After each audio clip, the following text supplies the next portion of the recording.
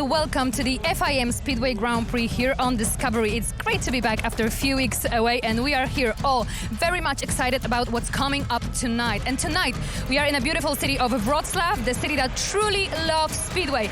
If we look around, we're going to have a fully packed stadium here, and all the fans from all over the world are waiting for another epic event. And this is going to be really exciting night because we have the best racing track here.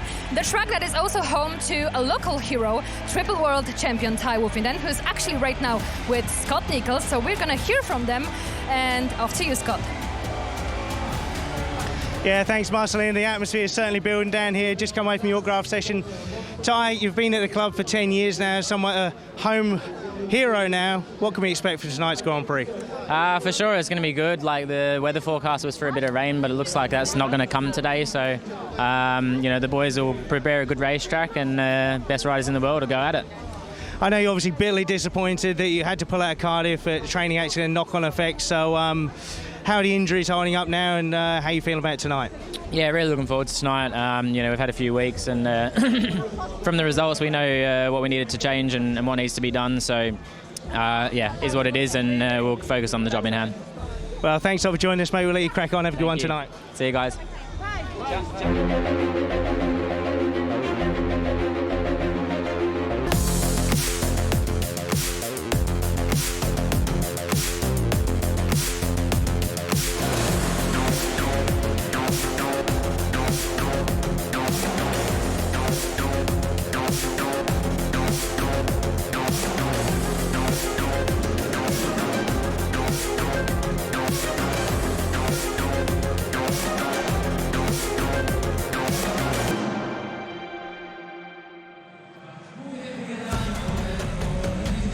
And we are waiting for round 7 of FIM Speedway Grand Prix. But before we get into tonight, we're going to talk a little bit about what happened yesterday, because here at the Olympic Stadium, the first ever Speedway Grand Prix 3 event took place. And I'm going to now be joined by a man for whom that night was very special. Brian Anderson is my first interviewee right now.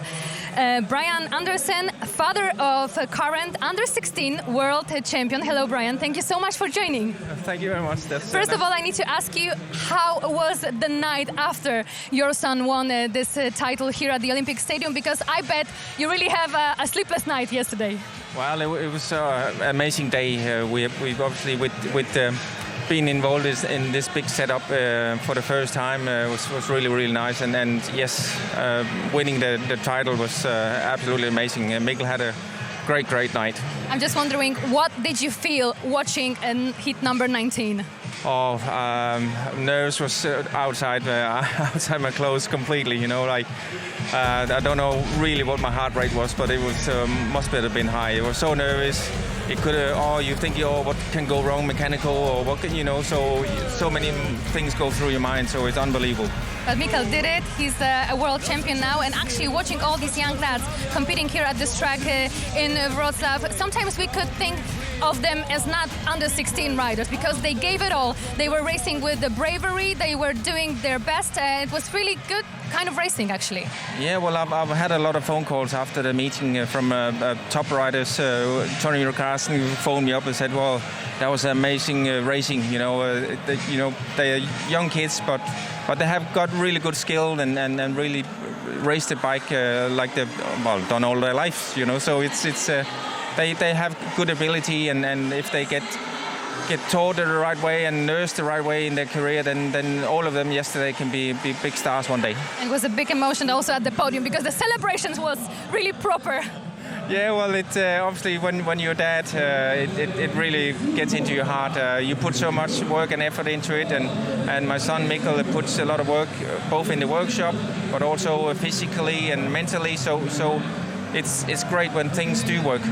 It's nice talking to you, Brian. Thank you so much. All the best to you and Mikkel. And now, ladies and gentlemen, as we just talked about SGP3, which is now history, we're going to go back to SGP round 6 in Cardiff and see how the night unfolded at the Principality Stadium.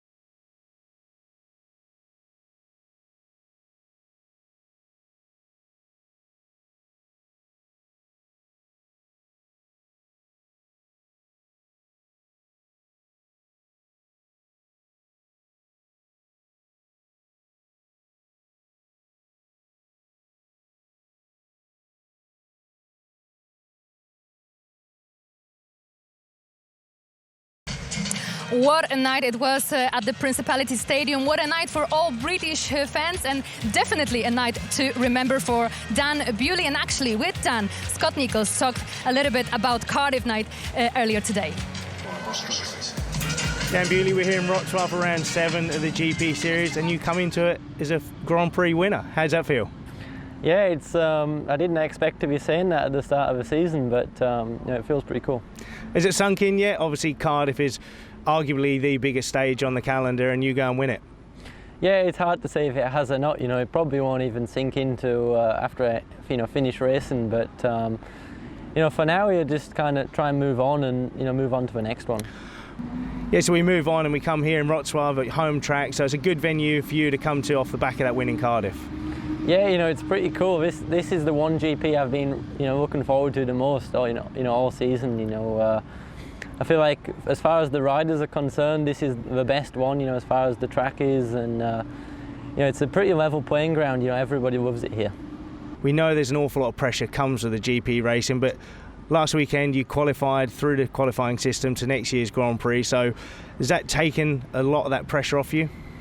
Yeah, to be honest, it's cool that we've got that as a backup plan for next season, but it's something I'm trying not to give any focus to be honest. I want to, now we're in 4th, the aim is really to try and fight for a medal and see what we can do there. That's the aim now. So if we do need the kind of backup plan, then it's good that we have it. But for now, hopefully I won't need it. That's the plan. Well, you certainly don't. Like you say, you rocket up to 4th in the series now. Just go out there, enjoy riding your bike like you do, and look forward to having a good one here in WROCLAW. Yeah, that's it.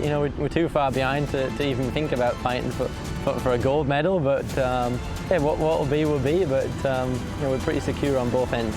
Well, there's a medal at stake, so all the best for tonight. Thank you, mate. Nice to hear from Dan Bewley, this year debutant. It was a perfect night for Dan, exactly. But it was also a great night for all British fans who waited long enough for another home winner at the Principality Stadium. Oh man, for Dan to win on home soil was just amazing. And he's had such a rise in his career in such a short time. And yeah, I mean, anybody that's been to Cardiff knows what the atmosphere is like, and some riders can fall under the pressure, but Dan rode superbly that night and fully deserved the win. Seems like he enjoys racing at the very demanding track. It does. He rode the track very well. I have to say, Jack Holder, to be fair, I think he was unfortunate not to make the final as well because he rode exceptionally well. But yeah, Dan revelled in the tricky conditions. And tonight he's going to have another chance to win in front of his home crowd. Do you think that home advantage is additional motivation or a little bit of more pressure put on the rider?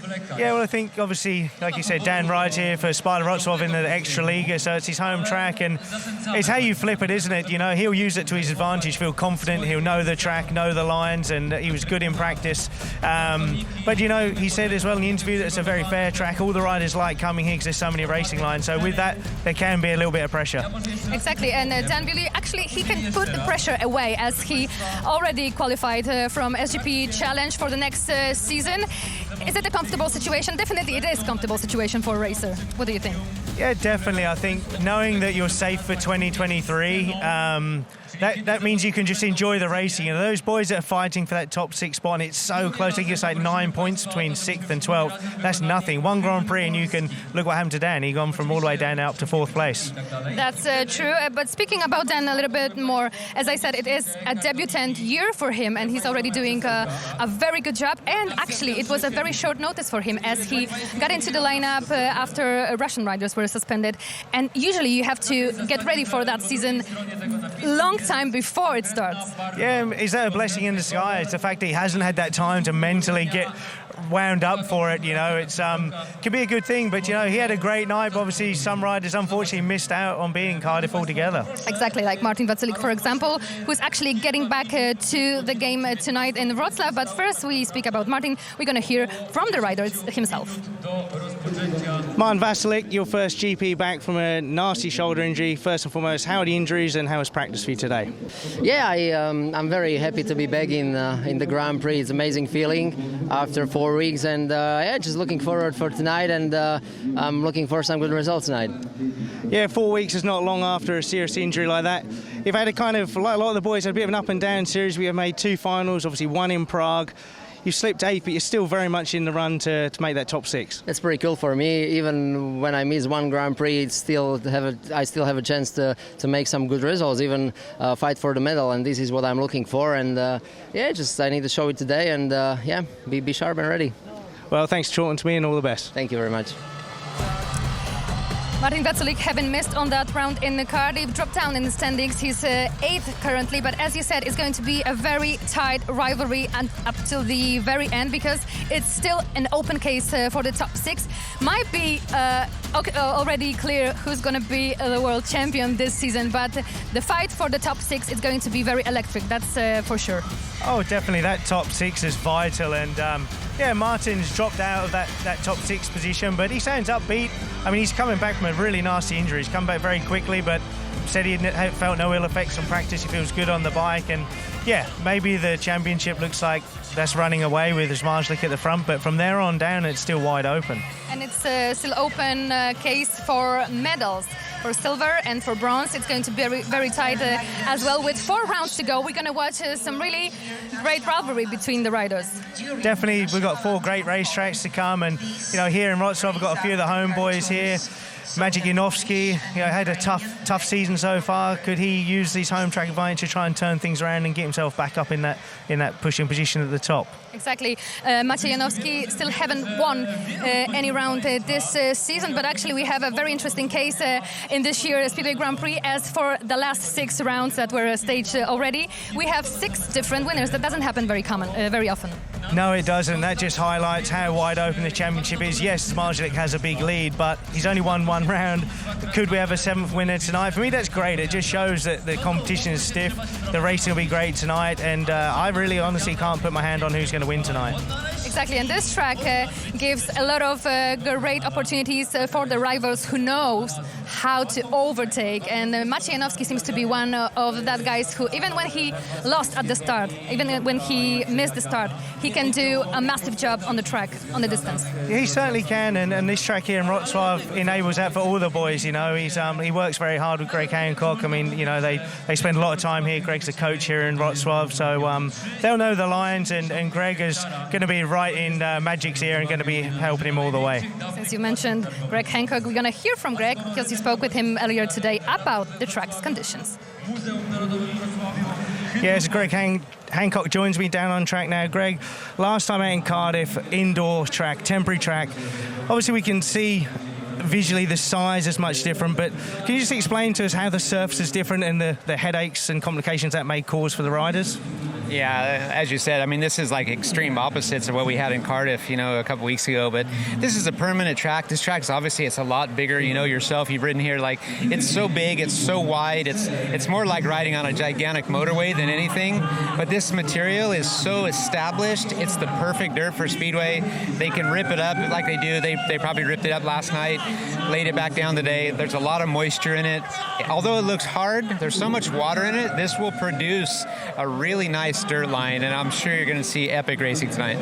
Yeah, we always want to be on the best stages, and everybody, all the boys are saying this is one of the best tracks out there. When you're in front, because it's so big and fast, can you feel vulnerable? When you're in front, do you feel like you're going to be untouchable, or is it always you kind of got to have that ear open for the boy attacking you from left and right?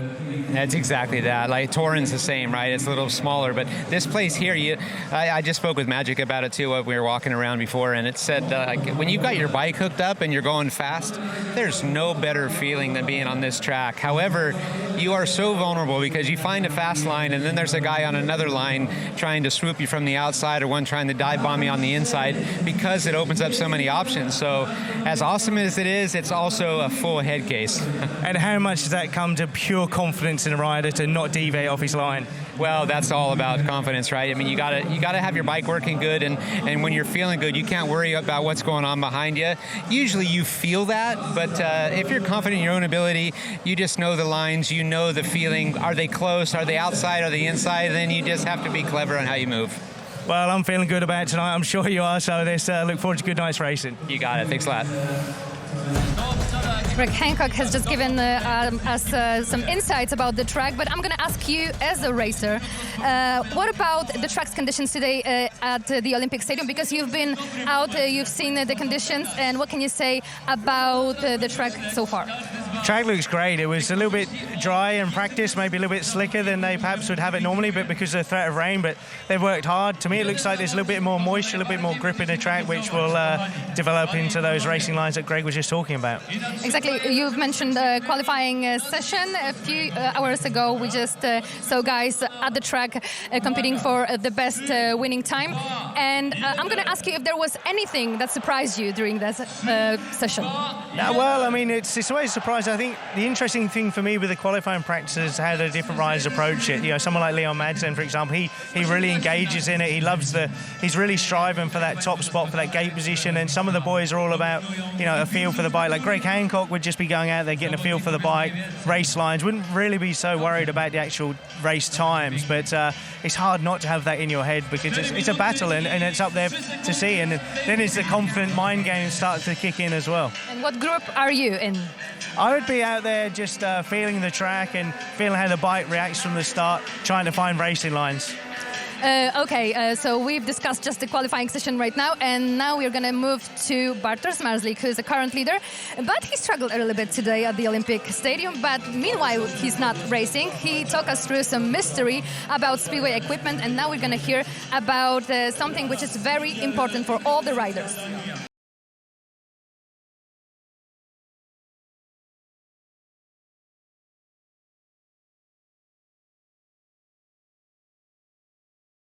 Jestem ubrany w taką odzież termiczną, po czym ubieramy, nie wszyscy oczywiście, aczkolwiek ja ubieram takie pierwsze spodenki ochronne, gdzie chronią moje 4 litery, można powiedzieć, i gdzieś tam boki, uda, żeby gdzieś przy upadku, przy większym uderzeniu zawsze to troszeczkę amortyzuje i na pewno mniej boli, po czym ubieramy na pewno na nogi takie ortezy, to są robione ortezy na miarę, gdzie chronią nasze kolana. Tak jak widać, naprawdę są komfortowe, bardzo lekko się w tym swobodnie czuję.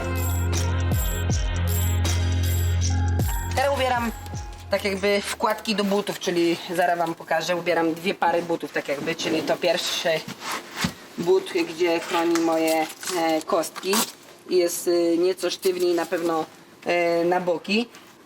Po czym po tych wkładkach ubieram już taki końcowy but, on już jest nieco mniejszy ze skóry, aczkolwiek też na pewno umacnia i proszę zobaczyć, jak się jeden w drugi w miarę w ciasno wskakuje, dopinamy, zapinamy i praktycznie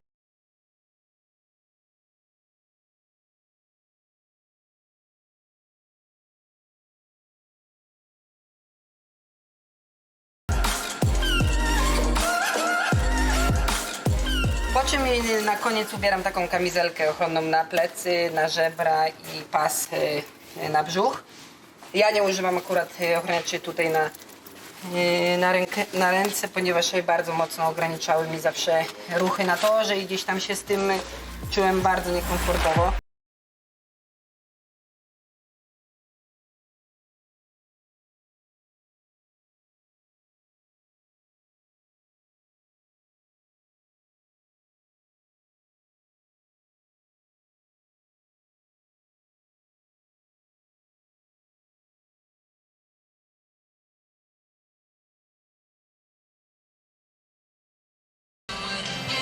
Wow, Scott, it's really surprising how many layers you need to wear every time you're going to go racing. Yeah, it's going to get pretty sticky in these conditions as well. But look, the safety equipment is hugely important. Accidents do happen. But equally, what's really important is that you're comfortable with that equipment. You can't go to the start line being all clumsy. You need to feel safe in what you're wearing. Exactly, you're right. Safety comes first. And now we're going to see once again the confirmation of the qualifying result. Gleb Chugunov topped the scoreboard. He's starting tonight as a wild card. Was it a big surprise for you that he made it to be the first one and the fastest one tonight? I think it was a definite surprise that the wild card comes in. He hasn't necessarily been in the best league form, but to come in and hit the top spot is great for him. But yeah, who knows, you know, see how he feels about the night. Exactly, we're going to see how he feels tonight, but first we're going to hear from Gleb Chugunov. Gleb Chugunov, wild card for tonight, and you go fast in practice. That must feel pretty good. Yeah, I feel good and happy to have a first choice of the numbers. So, yeah, just focus on the evening and waiting. Yes, you ride for Spider Wrocław in the league, so you know the track well. You must be excited for tonight. I'm happy to be here, and I'm always love to feel this atmosphere on the Grand Prix because, yeah, I know these all guys. I'm racing with them in Extraliga, so it's like a pretty normal situation for me. Well, we know the atmosphere is always good, so good luck for tonight. Thank you very much. Definitely atmosphere builds up at the moment. We can hear the crowd from here. It's going to be a fully packed stadium. How great is that for the racers to compete in front of such a crowd? Oh, it's unreal. Say the guys going out in the background behind us now, and yeah, it's a packed out stadium. We know how passionate the Poles are about this speedway. They love it. They've got a perfect stage, and yeah, for the riders, you can really feel that, and it gives you that proper little extra kick. Few nerves are definitely kicking that first race, though. We definitely have a lot of reasons to watch and enjoy this racing tonight, but what would you say is the most important here tonight? God, gating is always important, you know. It's a good racetrack, so if you don't make the start, you do have a chance, but the riders all say that gating is so important. So let's talk about once more about all those who have the biggest chances here tonight, because it seems like the four riders who represent Sparta Wrocław are definitely favorites. Bartosz Marslik, of course, who won actually 3 out of 5 last visits here at the Olympic Stadium. So how about your ideas, your opinion about who's going to be the best tonight? Well, definitely you can't not look at the Sparta riders and, you know, Zmarzlik, but, you know, Leon Madsen, he's the only other rider to only make all the semi-finals, the only other rider to do that is Zmarzlik. So Leon Madsen's in good form, he feels good. I saw him on the track walk, he was excited about the track, so yeah, he could ruin the party tonight. Leon Madsen, who's a specific speedway racer. Usually he starts out maybe not very good, but there is a moment that comes during the meeting when he knows when to pick up and he makes his best to get to the semi-final. He's actually one alongside Bartosz Marslik, who made it to all semi-finals so far this season. That's amazing, actually. That's it, he's shown a lot of consistency, and he does when the chips are down, he can deliver. But, you know, a couple of riders like Jason Doyle is having a bit of a tough time. Jack Holder struggled in qualifying practice, but he's been in really good form, should have made the final in Cardiff, so it's wide open. Exactly, as you mentioned, Jack Holder, his current achievements, his last performances at Speedway of Nations, for example, and in Glasgow, in Cardiff as well. It's pretty amazing. Looks like the nerves are away now and he's in his best form at the moment. Yeah, he's in great form and he's qualified for next year, so the pressure's off. Exactly, pressure's off, but we are in a very good mood waiting for this 7th round of Speedway Grand Prix. I hope you'll stay with us. Stay tuned, we are back in a moment.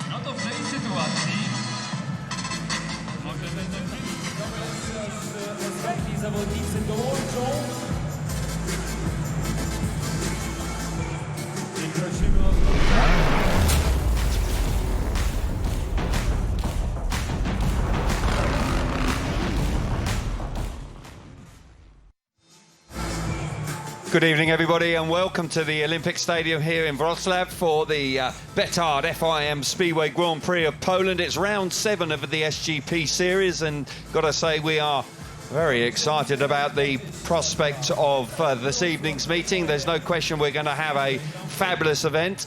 We can look where we've been and where we are tonight. We've had 6 rounds, which the last of was in Cardiff in the Principality Stadium just 2 weeks ago. But we are in Wrocław, in Poland, for tonight's Grand Prix. And we had qualifying a little earlier this afternoon, but this evening we have the Grand Prix proper.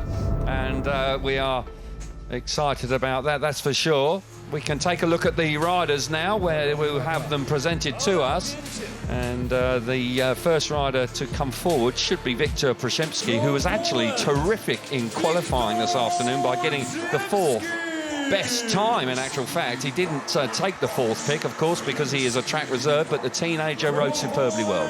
He did indeed, yeah. He's not 100% fit, still got that finger injury, but no, it was a fabulous display. Yeah, Bartosz Kowalski coming forward, of course, a youngster for Sparta Wrocław, and I'm sure he'd be keen to get a ride tonight.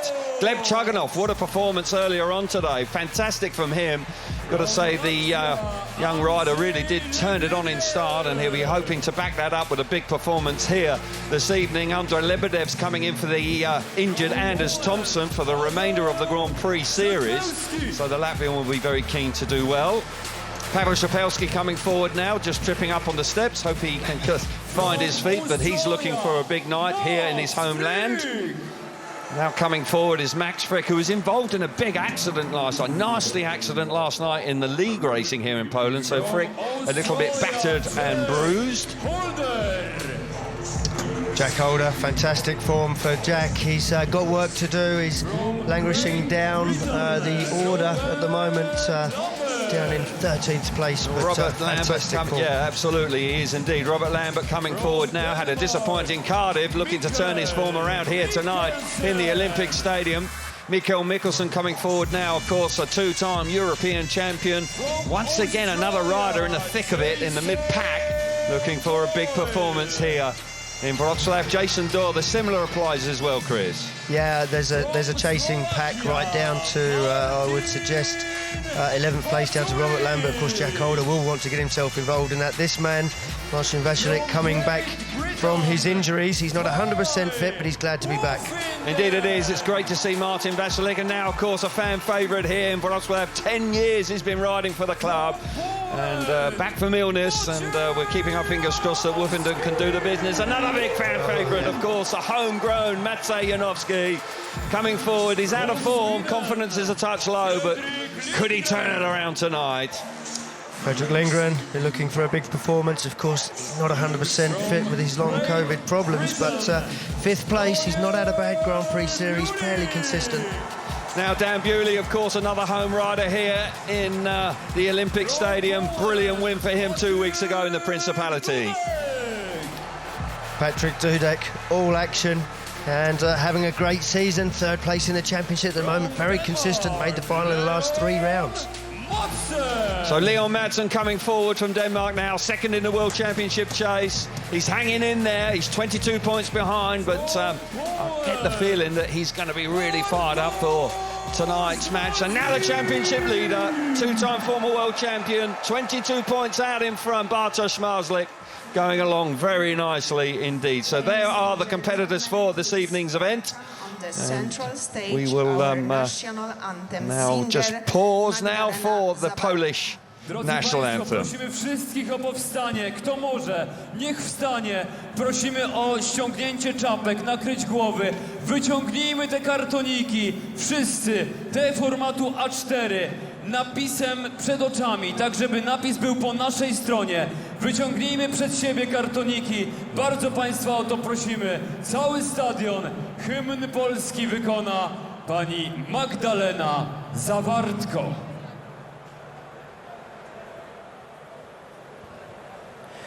Jeszcze Polska nie zginęła, kiedy my żyjemy.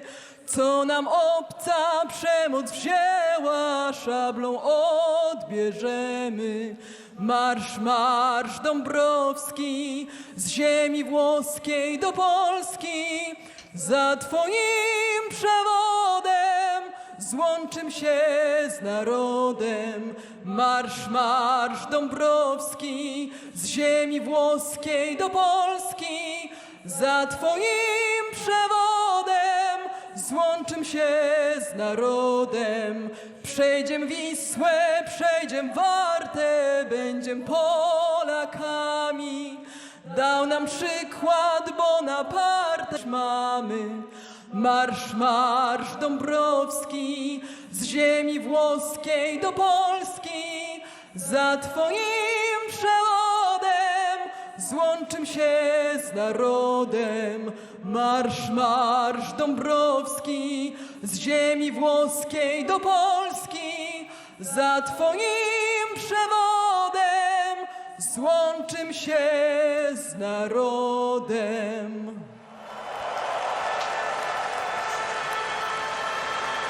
Nie chcemy wojny, nie chcemy pięknego żużla i chcemy wolnej Ukrainy. So riders will now make their way back to the pit area and prepare themselves for their first outings here this evening in the Olympic Stadium.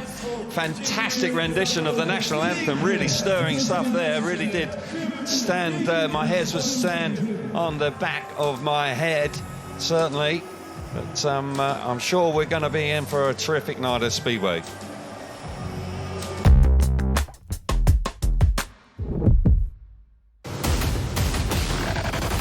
Download the new FIM Speedway app and be part of a new era. Follow closely all the action with timing, results and telemetric data for an enhanced live experience. Get all the latest news and stats on your favourite riders in the Speedway GP World Title Race.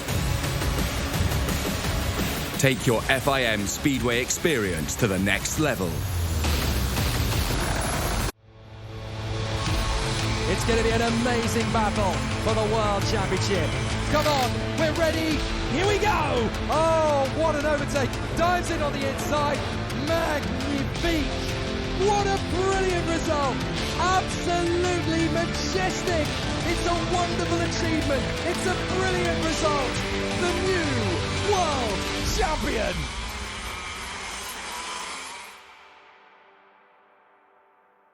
Seb and Sandra decided to get creative for their new home cinema upgrade.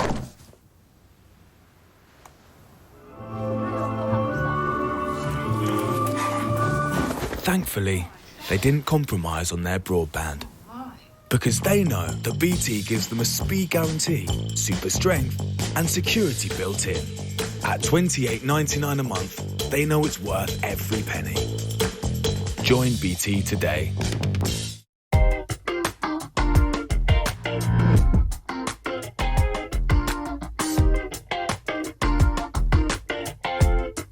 Dziękujemy bardzo.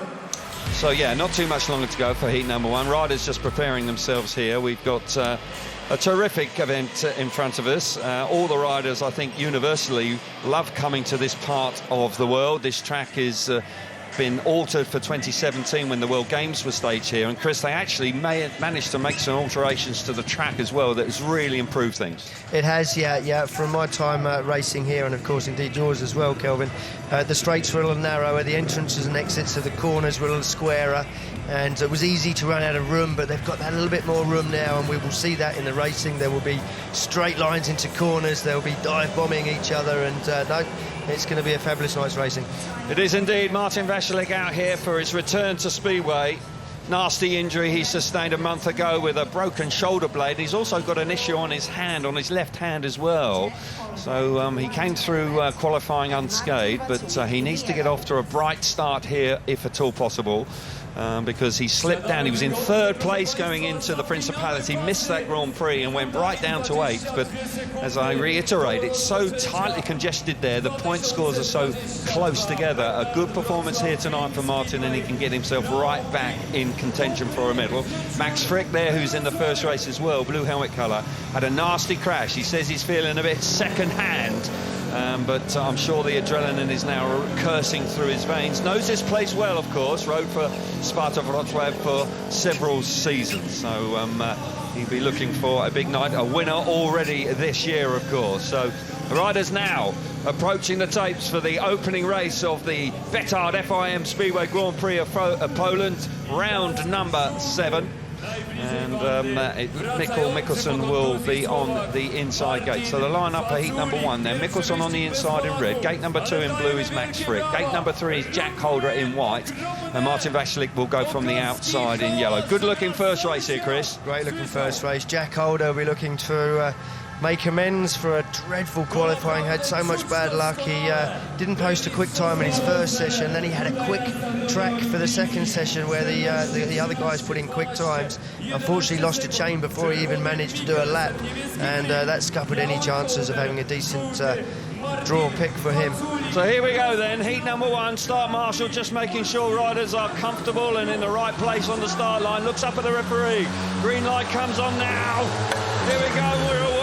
Mickelson's made a great start on the inside. He gets to the first turn in front. Fricks alongside Jack Holder, forces his way through into second place. Down the back straight for the first time, but it's all about Mickelson. Mickelson away really sharp there.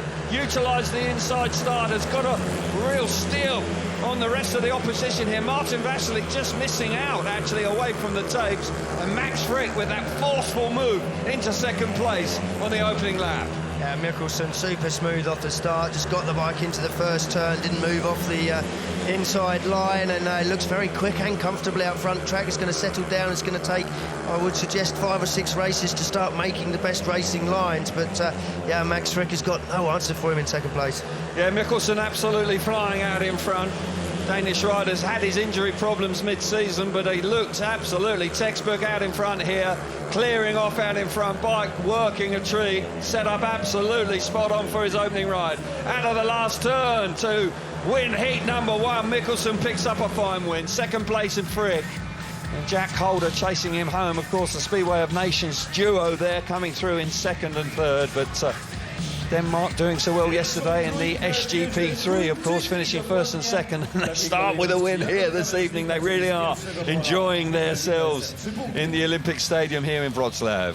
Yeah, these last couple of days taking us right back to the 80s and 90s of Danish dominance. Mickelson out in front, 3 points for him. Frick second, 2 points. Jack Holder in third, 1 point for him, and Martin Vasilik just missing out in the opening race of the night. Super start here from Mickelson on the inside, jumps clear. He gets to the first turn, almost 2 metres clear there on the inside, just rides around the inside, rides neat, tidy, smooth, which you have to do on these big, wide open tracks.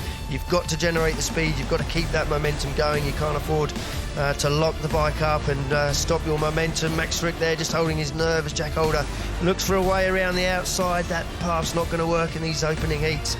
But a super ride there from Mickelson. He was fast out in front. Very dominant performance from his opening ride this evening, and he'll be chuffed with that's for sure. The ideal way to start your Grand Prix, comfortably out in front, and Mickelson will be feeling very satisfied with that indeed. And, as I say, he's had a few Grand Prix where he's been far from his best, but he certainly was back to it there in heat number 1. Heat number 2 then.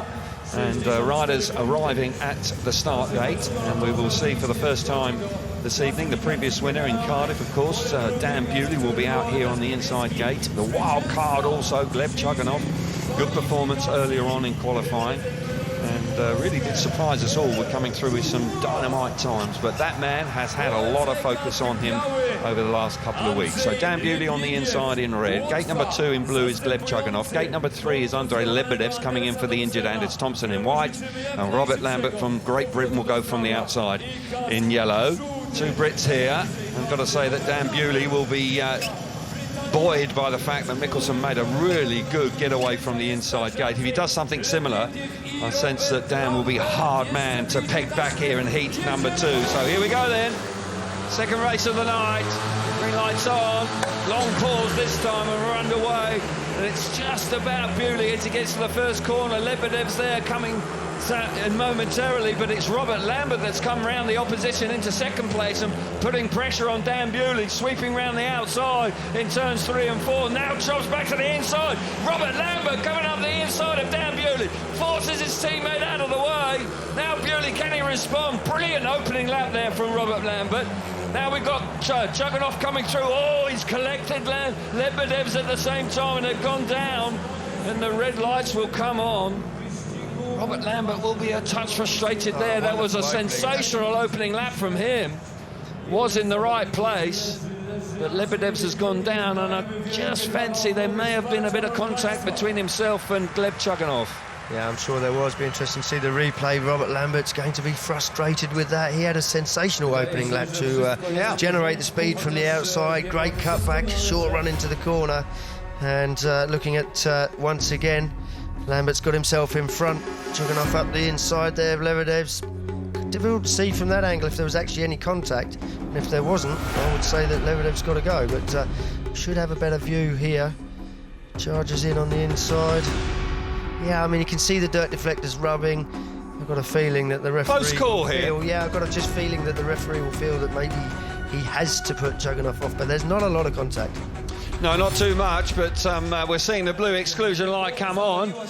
So Gleb Juganov has been excluded from his opening ride here.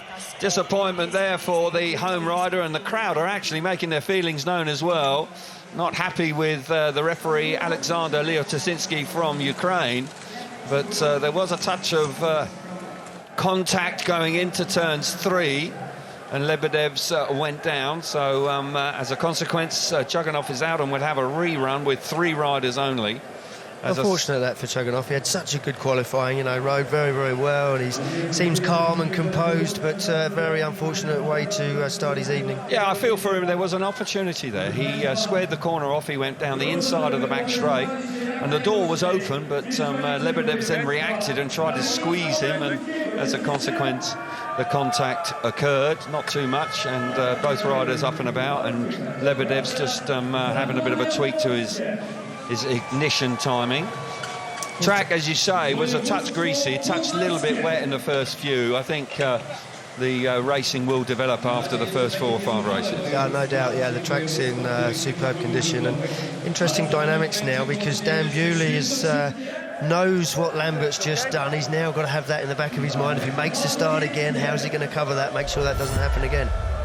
See this brilliant overtake from Robert Lambert early on in the race. He really did work this out a treat. Yeah, it was a great cutback, well timed, got his wheels in line early, got up the inside, pushes Dan Bewley quite hard there as they enter turns 1 and 2, and no, it was a great move, and we were talking about it earlier. You know, there must be a certain amount of frustration from Robert Lambert, because Dan is new into the scene this year. Robert's a little bit more experienced, but Dan has really stolen a march and made such quick progress over this Grand Prix series, and it must be a little frustrating for Robert. Yeah, just not going quite his way, but he's got a second chance, of course, but Dan Bewley might actually have learned a lot from what happened in that first couple of laps, that's for sure. He's a bright man. And riders are now back out on track for the restagings of heat number 2. 3 riders only, as I say, no rider coming out of gate number 3. Rafael Dobrocki there, the team manager of Poland, and he'll be keenly looking on. Of course, he had a 3rd place yesterday with his rider in the SGP3. So we're back up at tapes, and we'll go through the lineup for you once again. Young Dan Bewley, who is the talk of the town, there's no question about that. He'll be coming out of the inside gate in red. No rider in gate 2, excuse me, no rider in gate 2 with Gleb Juganov excluded. Gate 3 is Andrei Lebedev's in white, and off the outside is Robert Lambert in yellow, and he'll be hoping that he can reproduce something very similar than he did in the initial stagings of heat number 2. He's already shown his hand, so Dan is going to be ready for it this time. Be interesting to see how he plays this first lap this time around.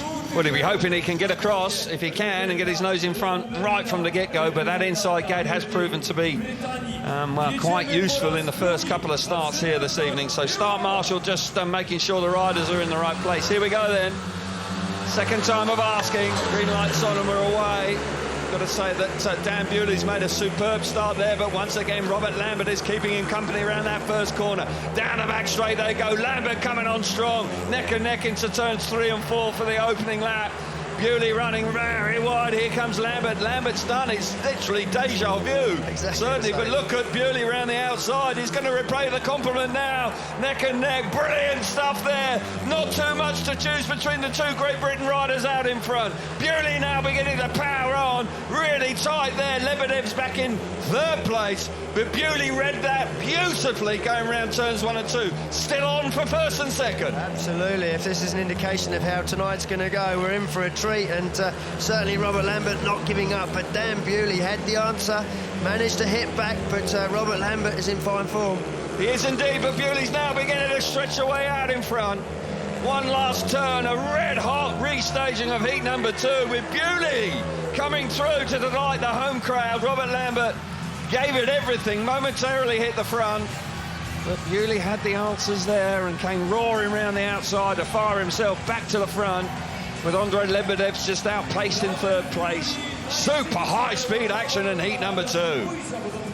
cracking race, absolutely superb. If this is how the rest of the evening's going to go, we are in for a treat. Enjoying this. We're in for a treat. Bewley out in front, 3 points for him. Robert Lambert back in second place, 2 points. Andrei Lebedev's in third, 1 point for him. And Chaganov was excluded, so fails to score. But that was a stunning opening ride from Dan Bewley. Had to work for it, mind. He did, yeah, and it was interesting to see the first lap was a carbon copy of the first attempt to run this race, with Dan Bewley making a pretty good start on the inside. Looks like he's got it covered.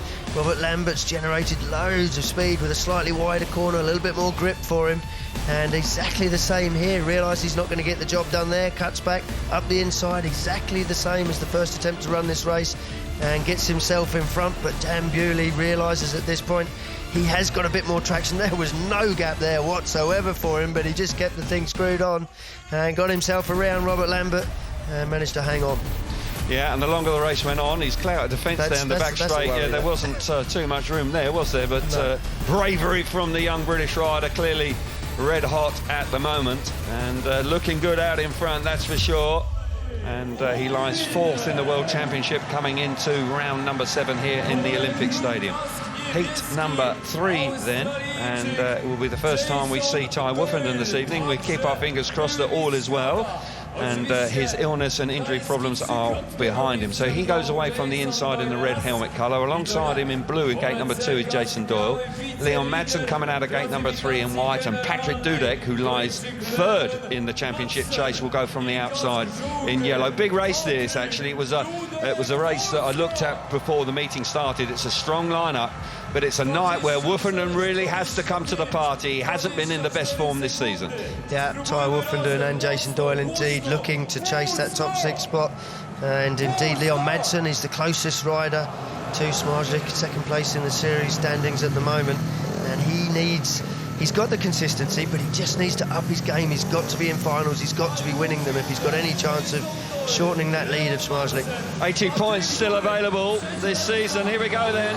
Heat number 3. Oh, Jason Doyle was moving there on the start, but he's penalised himself. No, the red lights have come on now. Yeah, he's got himself pretty much to the front. We've seen this often from Jason Doyle, where he's a little nervous on the start line. He touched the tapes 2 weeks ago in the Principality Stadium in Wales, and it's something he's going to have to eradicate. That will be a warning for Jason Doyle now. Never good to get a warning this early on in your first ride. You know, you carry that through the entire meeting, so you can't afford any more mistakes. We'll see it again. It's quite clearly moved, doesn't it? Jason Doyle there in blue. He just takes the stand. Lucky not to touch the tapes there, actually, but moving when they go up, that's not allowed as per the FIM rulebook, and the race has to be stopped. So all 4 will come back to the tapes for the second start for heat number 3. Just top the tanks up, make sure you've got plenty of fuel in. They don't run good on fresh air. I've had that experience myself. I'm sure you have as well, Chris. I think it's probably happened to most of us. Yeah, it has indeed. It's very frustrating indeed. But for Jason Doyle, he just needs to take a deep breath now and just recompose himself for the second start for heat number 3. And here we come now. Riders now approaching the gate for this rerun. Dudek's gone great lately, actually, so it's third place in the world. He's been really consistent lately with 3 finals, and a rider that started poorly this year but has really turned the style on after that win in Germany in Tetero. Here we go then, the line-up for heat number 3. Woofenden off the inside in red. Alongside him is Jason Doyle in gate 2 in blue. Leon Madsen will go from gate number 3 in white, and Patrick Dudek going from the outside in yellow. So, second time of asking. Heat number 3. Green light comes on, and we're underway. Good start from Woofenden, but Patrick Dudek's there with him, and Patrick Dudek has made a great fist of it round that first corner. Leon Madsen now coming through into second place. Madsen's got pace. He's on the outside. Woofenden trying to hustle it on the inside, but Leon Madsen right round the outside, really putting a lot of pressure onto Patrick Dudek. Should now manage. Now he switches back to the inside. 3 abreast. Leon Madsen comes through there. What a move from the Danish rider. It's lying second in the World Championship at the moment, and that was a dynamite move from him. Dudek now chasing hard in second place, and Woofenden back in third with Doyle in fourth place. Well, what a brilliant move from Leon Madsen. Oh, Madsen generated so much speed on that first couple of laps around the outside. He's now decided he's got himself in front. He's riding a little more defensively around the inside, but he's got the pace. And he's pulling away from Dudek in second. Ty Wolfenden was involved in plenty of action on that second lap, but he's just tailed off a little bit. Here we go then, round the last corner with Leon Madsen showing great speed out in front. He wins comfortably after that brilliant move where he just came through the pack and got himself to the front. Terrific opening ride from Leon Madsen. Ty Wolfenden just in third place, just lacking a touch of speed in his opening ride there, with Patrick Dudek hanging on in second place, and Doyle also just lacking a little bit of speed back in fourth place. But Leon Madsen, that race really did come his way. Madsen out in front, 3 points for him. Patrick Dudek back in second place, 2 points. Wolfenden third with 1 point. And Jason Doyle, who was on a warning, misses out in heat number 3, but that man didn't. He was red hot in heat number 3. Now, Leon Madsen really kept his composure there. Doesn't make the best start off gate 3. Dudek, on the other hand, coming from the outside, sweeps across everybody. Madsen with a very quick decision to go to the outside line, just chops across Ty Wolfenden and just sticks to his guns around the outside, generating speed all of the time. You can see the right foot there out of the foot peg, just putting a little bit more weight on the seat, trying to find that traction. Wonderfully timed cut back. If Ty Wolfenden had read that maybe just a little bit earlier, he could have cut that off.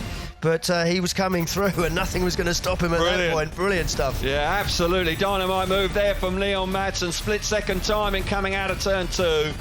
Really did time it wonderfully well. And once he hit the front, he had plenty of speed. So a very encouraging start for the Danish rider, who needs a big performance. 74 points. World Championship points coming into this evening. Heat number 4, then the lineup. Bartosz Smarzik, the championship leader, off the inside in red. Pavel Szapelski alongside him in blue in gate number 2. Freddie Lindgren coming out of gate number 3 in white. And off the outside, the home favourite is Maciej Janowski in yellow. Maciej Janowski really needs something here on his home track. He's a big crowd favourite here in Wrocław, and he needs to turn his season around right now. He does indeed, but what a record Bartosz Smarzik has here.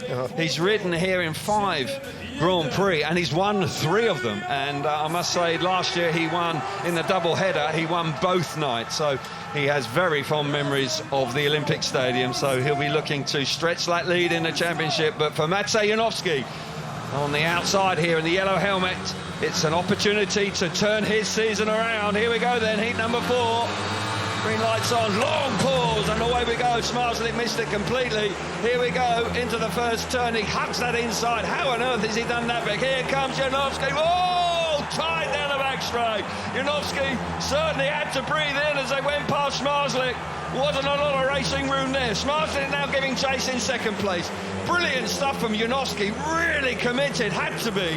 But I'll tell you what, he's got a line. Here comes Smarzik. What a move from Smarzik. Very nearly collecting Janowski as they go through turns 3 and 4. Janowski having to keep eyes in the back of his head here. Freddie Lindgren back in third. He's gone defensive. He knows Smarzik's coming. He's going to give him plenty of room on the outside of the track. Now it'll be interesting to see if Smarzik can make that work. He's got room now to cut back up the inside. He's not done yet. He's having a go at Janowski. Here we go then. Smarzik coming on strong in second place. Janowski there down the back track. Here comes Smarzik. One big last push. Oh, into the last corner. Nothing to choose between the 2 riders. The chance to the line. Here comes Smarzik. What a race. What a race in heat number 4. Wow. Fans on their feet. That is Speedway out of the top draw, people. Doesn't get better than that. I'm not sure who finished third. Couldn't take my eyes off that. Freddie Lindgren. Fantastic stuff. What a performance from Smarzik. Janowski played his part. But wow. Was Janowski on that first lap down the back straight. Oh, whatsoever. Superb stuff. Bravery, speed, talent, skill, all on display in heat number 4. Here's the result then. Calm down, Kelvin. Maciej Janowski out in front. Unfortunately, the result didn't last very long there, but Smarzik did win it. And Janowski was back in second place, Freddie Lindgren third, and Szapelski was out the back. But I tell you what, if that's an indication of what we're going to have this evening, now we get the results. Smarzik wins the race with 3 points. Janowski back in second place, 2. Freddie Lindgren third, 1 point, and Pavel Szapelski failing to score. There you can see the points after the first 4 heats. 3 for Smarzek, 3 for Madsen, Mikkelsen 3, and Dan Bewley in 3 points as well. Superb action already.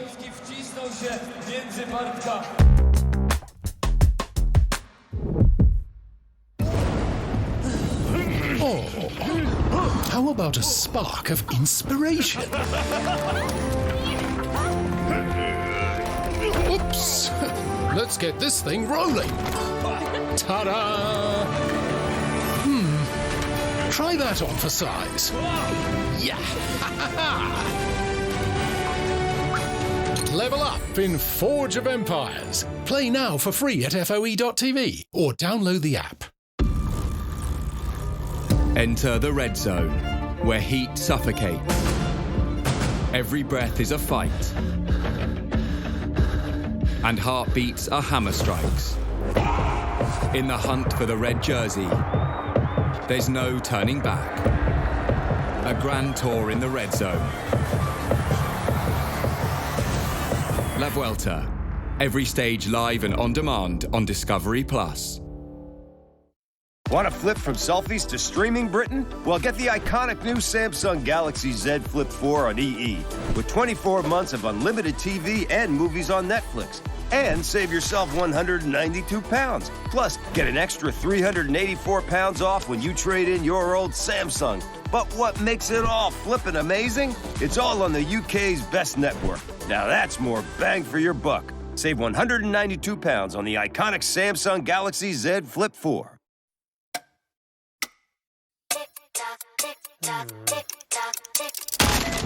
What you waiting for? Today looks bright with a good chance of getting stuff done.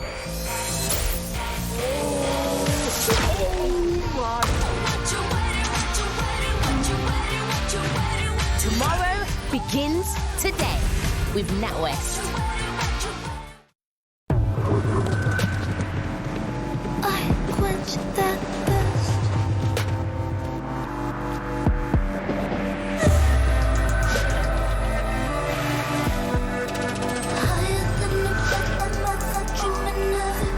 Burberry Hero, the new fragrance for men. We are all born curious. It's good for you. It opens up opportunities that had never been dreamed of. Let's go and explore. Because there's nothing like learning something new.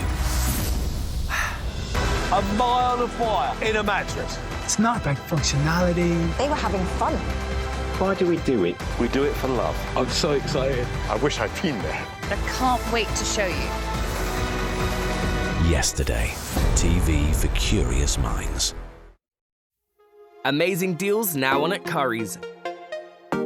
Easily remove distractions with Magic Eraser on the new Google Pixel 6a, just $399. Plus, get a £50 Curry's gift card. And get £100 off these LG appliances when you buy 2 or more. At Curry's.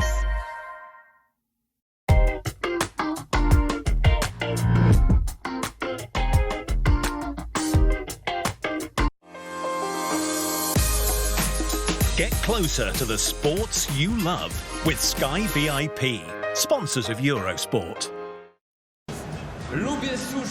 So track grading coming to an end now, and heat number 5 is not too far away. It's back-to-back races, of course, for Maciej Janowski, so he'll be out here.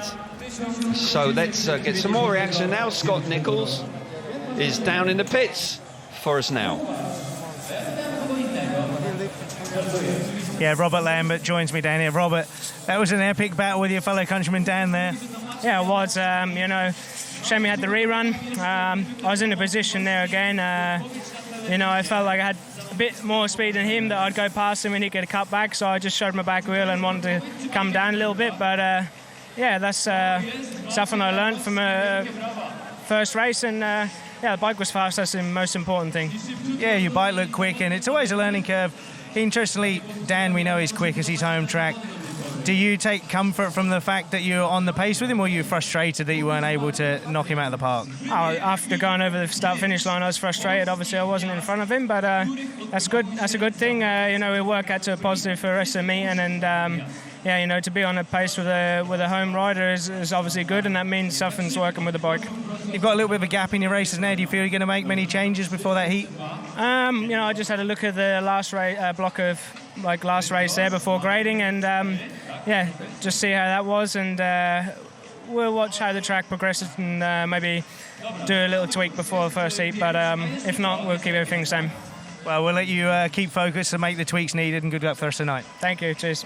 Yeah, good to hear from Robert Lambert. It was a very encouraging ride from him, and going down just to Dan Bewley was no bad thing, but as he rightly says, he was right on the pace, and that's good news for him. Water going down on the track, so I'm not sure that we always need water when we've got cloud cover, but we'll make it greasy in heat number 5, that's for sure. What a heat it is. And it's a good-looking lineup, yes, absolutely right, with Janowski, Madsen, Bewley and Mikkelsen. There's some really hard hitters there who've started the Grand Prix in terrific style. Yeah, 3 race winners in Mikkelsen, Bewley, Madsen and Janowski. Well, we're just missing out because he came up against the series leader in determined form. Well, do you know what? I think that's one of the few times this season that I've seen Smarslik at his absolute best. I think he hasn't had to be always at his very best this season.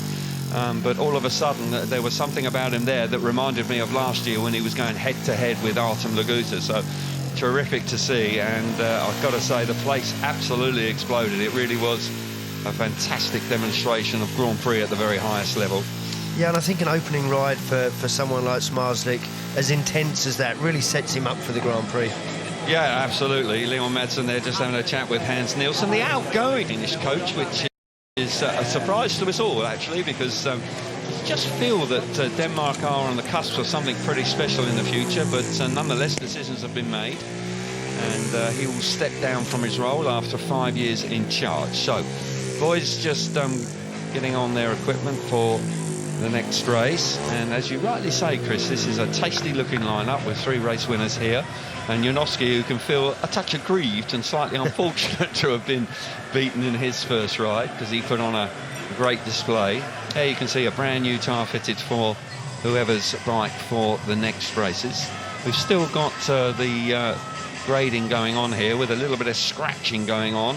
We saw this in qualifying as well, actually, but that's now completed, and the tractor will exit into the back end of the stadium.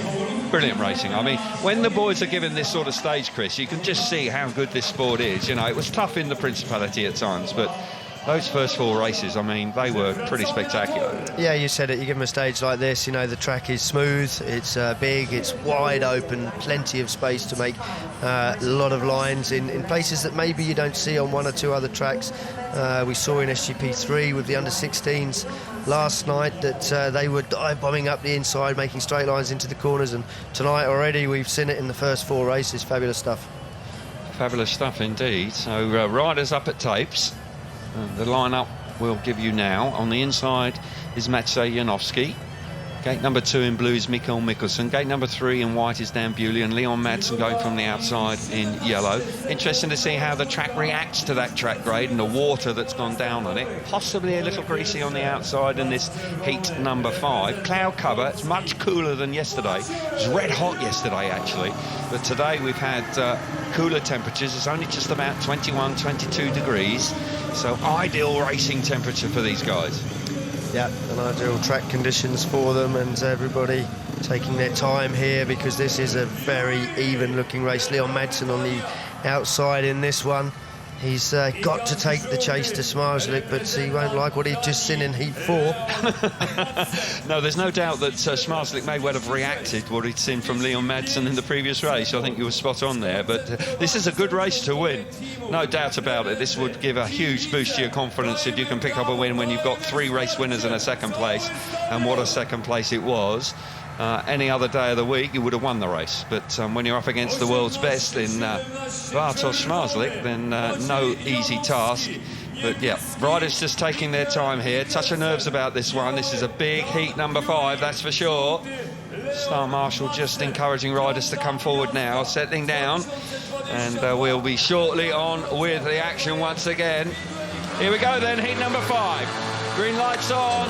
And we're underway. Terrific start on the inside from Maciej Janowski. Bewley chopping back to the inside, having missed it from gate number 3. He's right there, Leon Madsen coming around the outside. Yes, he has. He's come through into second place. Mickelson back in third with Bewley out the back. But a terrific start from Maciej Janowski. Leon Madsen and Mickelson side by side. Look at Leon Madsen. He's got speed in second place. But Janowski's got it all under control. Just beginning to steal a march. It's so very, very tight for second and third with Dan Bewley missing out at this stage, but Janowski's looking good in front. Yeah, you have to feel that if Leon Madsen can just get ahead of Mickelson, he would have had a bit of a run on Janowski, I think, out front, but Mickelson's done a great job, determined job on the inside to hold him back, but he's coming again now, and the track will be drying out with every lap, and now I think Madsen's got his nose in front.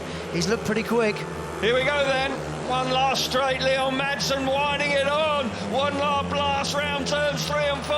Awfully wide as they come out of the corner. Maciej Janowski just hanging on. Leon Madsen looks ominous, very ominous indeed, you're right.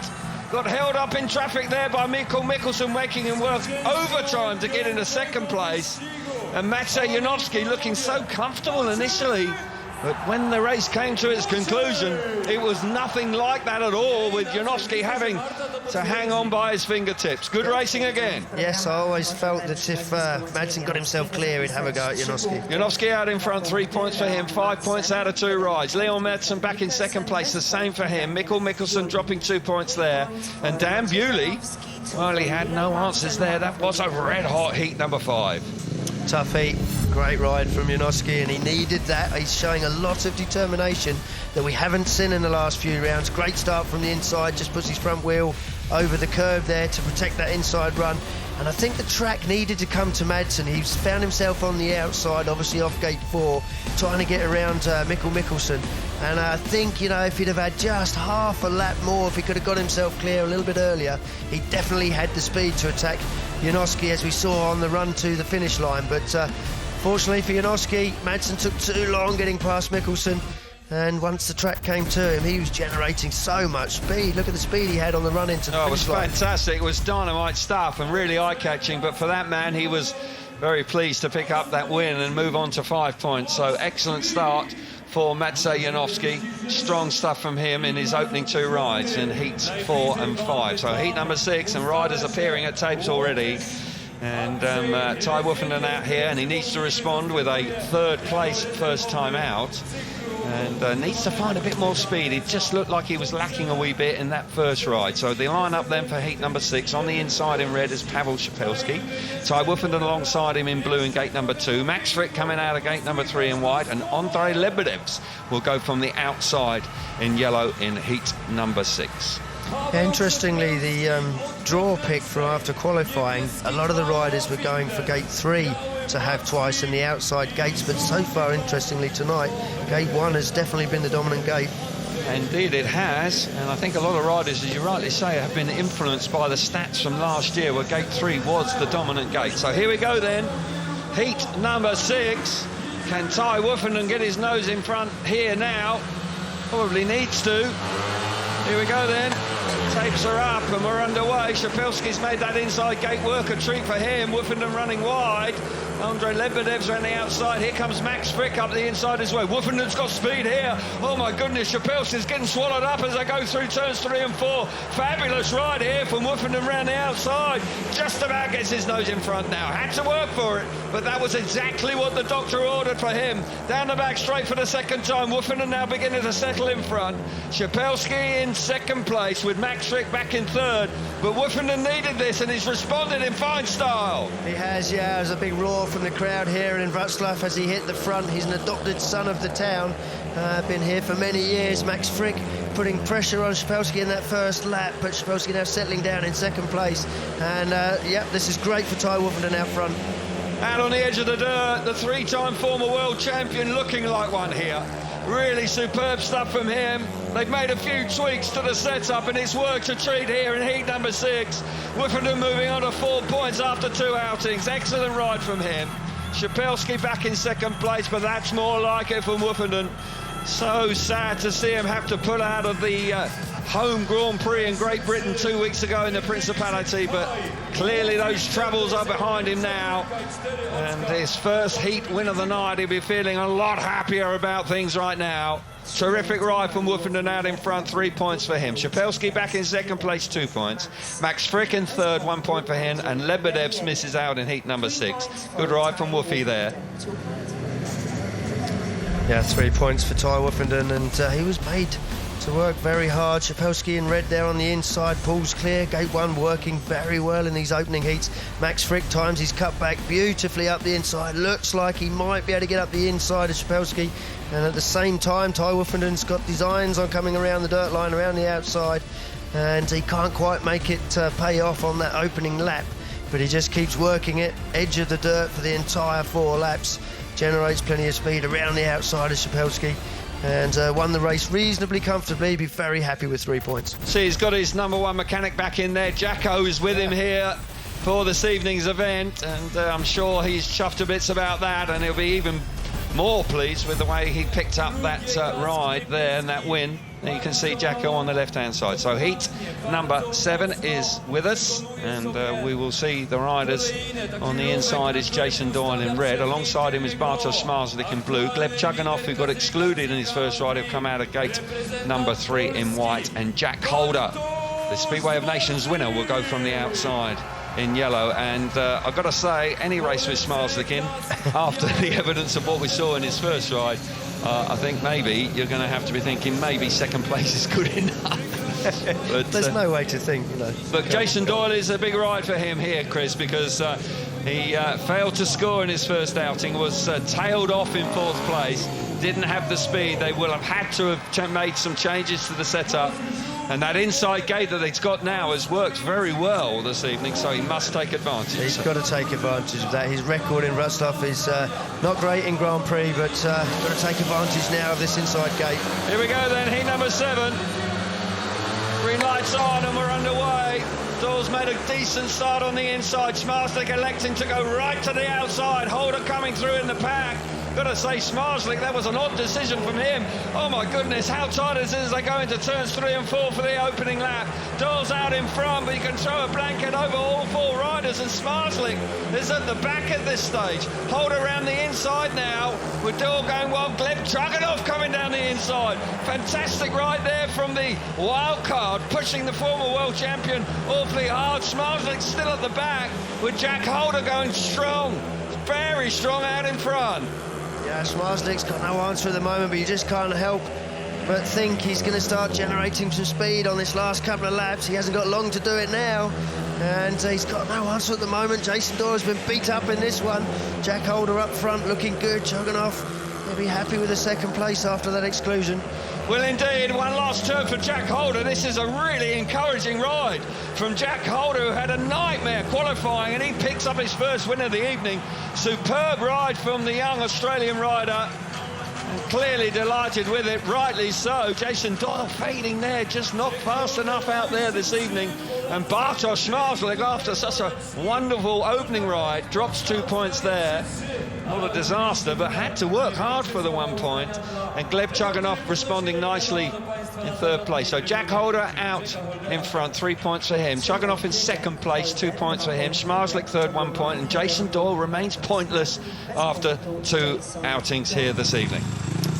Great to see young Jack Holder winning races after a very disappointing qualifying session today where nothing seemed to go his way. But what a first turn from the young man. Doesn't make a good start and then just picks his way through the traffic on that first turn. Gets well and truly squeezed up by Jason Doyle there. Has to get off the throttle, back out of that one. Wise move. But just picks his moment again. He's just making a nice cutback through the middle of the pack. Looks there like Zmarzlik actually could get up the inside of all 3 of them, but doesn't happen. Zmarzlik made to work very hard for that solitary point, just passing Jason Doyle on the last lap. Great ride from Jack Holder. Yeah, it was an eye-catching performance from him, and Zmarzlik, as I say, after that wonderful ride with Janowski in heat number 4, suddenly his 2nd ride here was much tougher indeed. Just shows you how tough it is if he doesn't get away and the speed of this track, it's difficult to make up time. But for Jack Holder, the frustrations of qualifying still can't quite manage to smile. All forgotten now, that's for sure, after a superb ride there in heat number 7. Heat number 8 then, and this will complete the second block of rides, and everybody will have had 2 outings, and we will begin to see the picture emerging. We've got Janowski and Leon Madsen on 5 points. They are out in front at this early stage of the night. So heat number 8 on the inside in red is Martin Vasilik. Alongside him in blue is Robert Lambert. Patrick Dudek will come out of gate number 3 in white, and Freddie Lindgren will go from the outside in yellow. And Robert Lambert will be looking for a victory here after being a touch frustrated, I sense, after being beaten by Dan Bewley first time. Yeah, I think he will, but he's said in his interview he was happy with the bike, happy with his speed. He was making some good lines, he's racing well. Indeed he is then. Heat number 8, Martin Vasilik on the inside. Can he produce something from there now? Tapes her up. I've got to say, Lambert's made a fantastic start out of gate number 2. Brilliant stuff from him. Freddie Lindgren there on the outside coming off a turn 2, but Lambert now stretching his legs down the back straight. Lindgren now dive-bombing up the inside, pushing Lambert very hard indeed as they come to the conclusion of the first lap.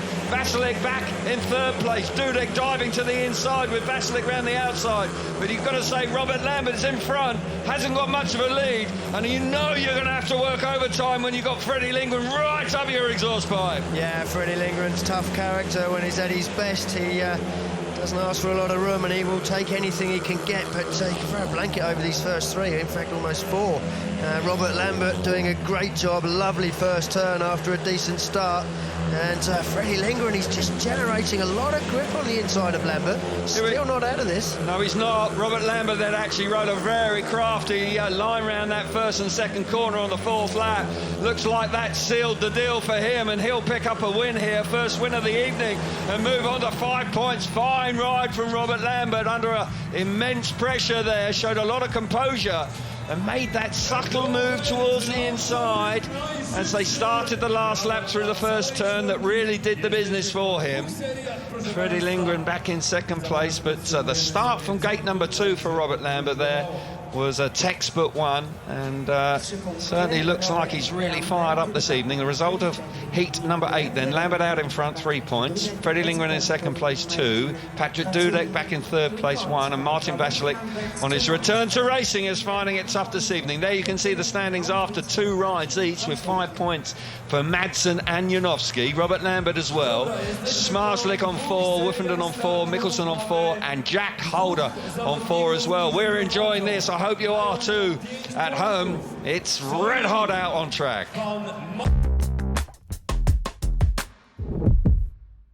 The Bennett British Superbike Championship blasts into Norfolk's Snetterton Circuit for a crucial triple header of races on the 9th to the 11th of September.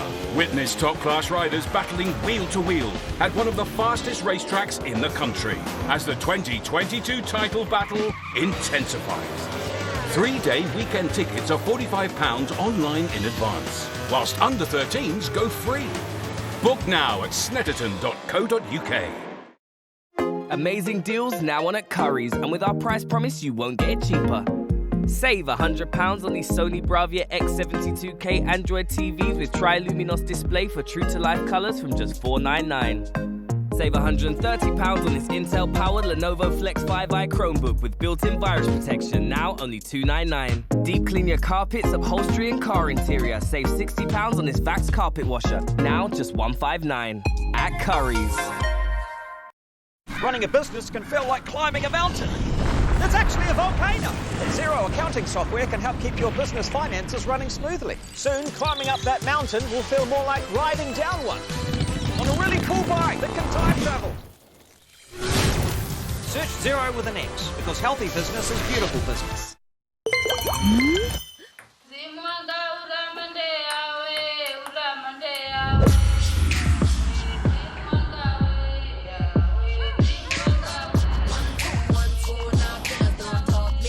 Let play unwind your mind. IKEA, the wonderful everyday. Fast delivery. Unmissable TV. All included with Prime. We are all born curious. It's good for you. It opens up opportunities that had never been dreamed of. Let's go and explore. Because there's nothing like learning something new. A mile of wire in a mattress. It's not about functionality. They were having fun. Why do we do it? We do it for love. I'm so excited. I wish I'd been there. I can't wait to show you. Yesterday. TV for curious minds. You struggled with credit in the past, then you've come to the right place. Everyday Loans. Representative APR 99.9%. Apply now at everydayloans.co.uk. Rose. It's your computer. Oh, hi, I'm Corinne. I have a new Intel Evo laptop with super fast Wi-Fi, long-lasting battery, and it charges fast, and it runs all these programs at the same time, and I think I'm the star of the family now. I don't think I'm the star of the family now. That's the rest of the world that does. I would know. I can't get on the internet. Intel Evo laptops. Just look for the badge. The new iconic Samsung Galaxy Z Flip 4 is now available at Vodafone with an amazing deal. You can save up to £600 with unbeatable trade-in. Just trade in an eligible device using our trade-in tool. And our trade-in price won't be beaten by any other network standard prices. Now available with Vodafone Evo.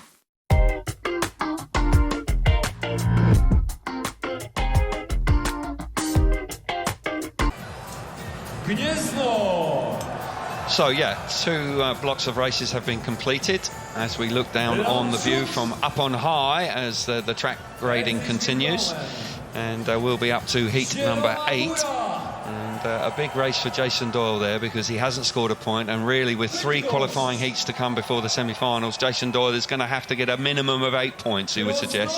2 wins and a second, the very least he's going to need.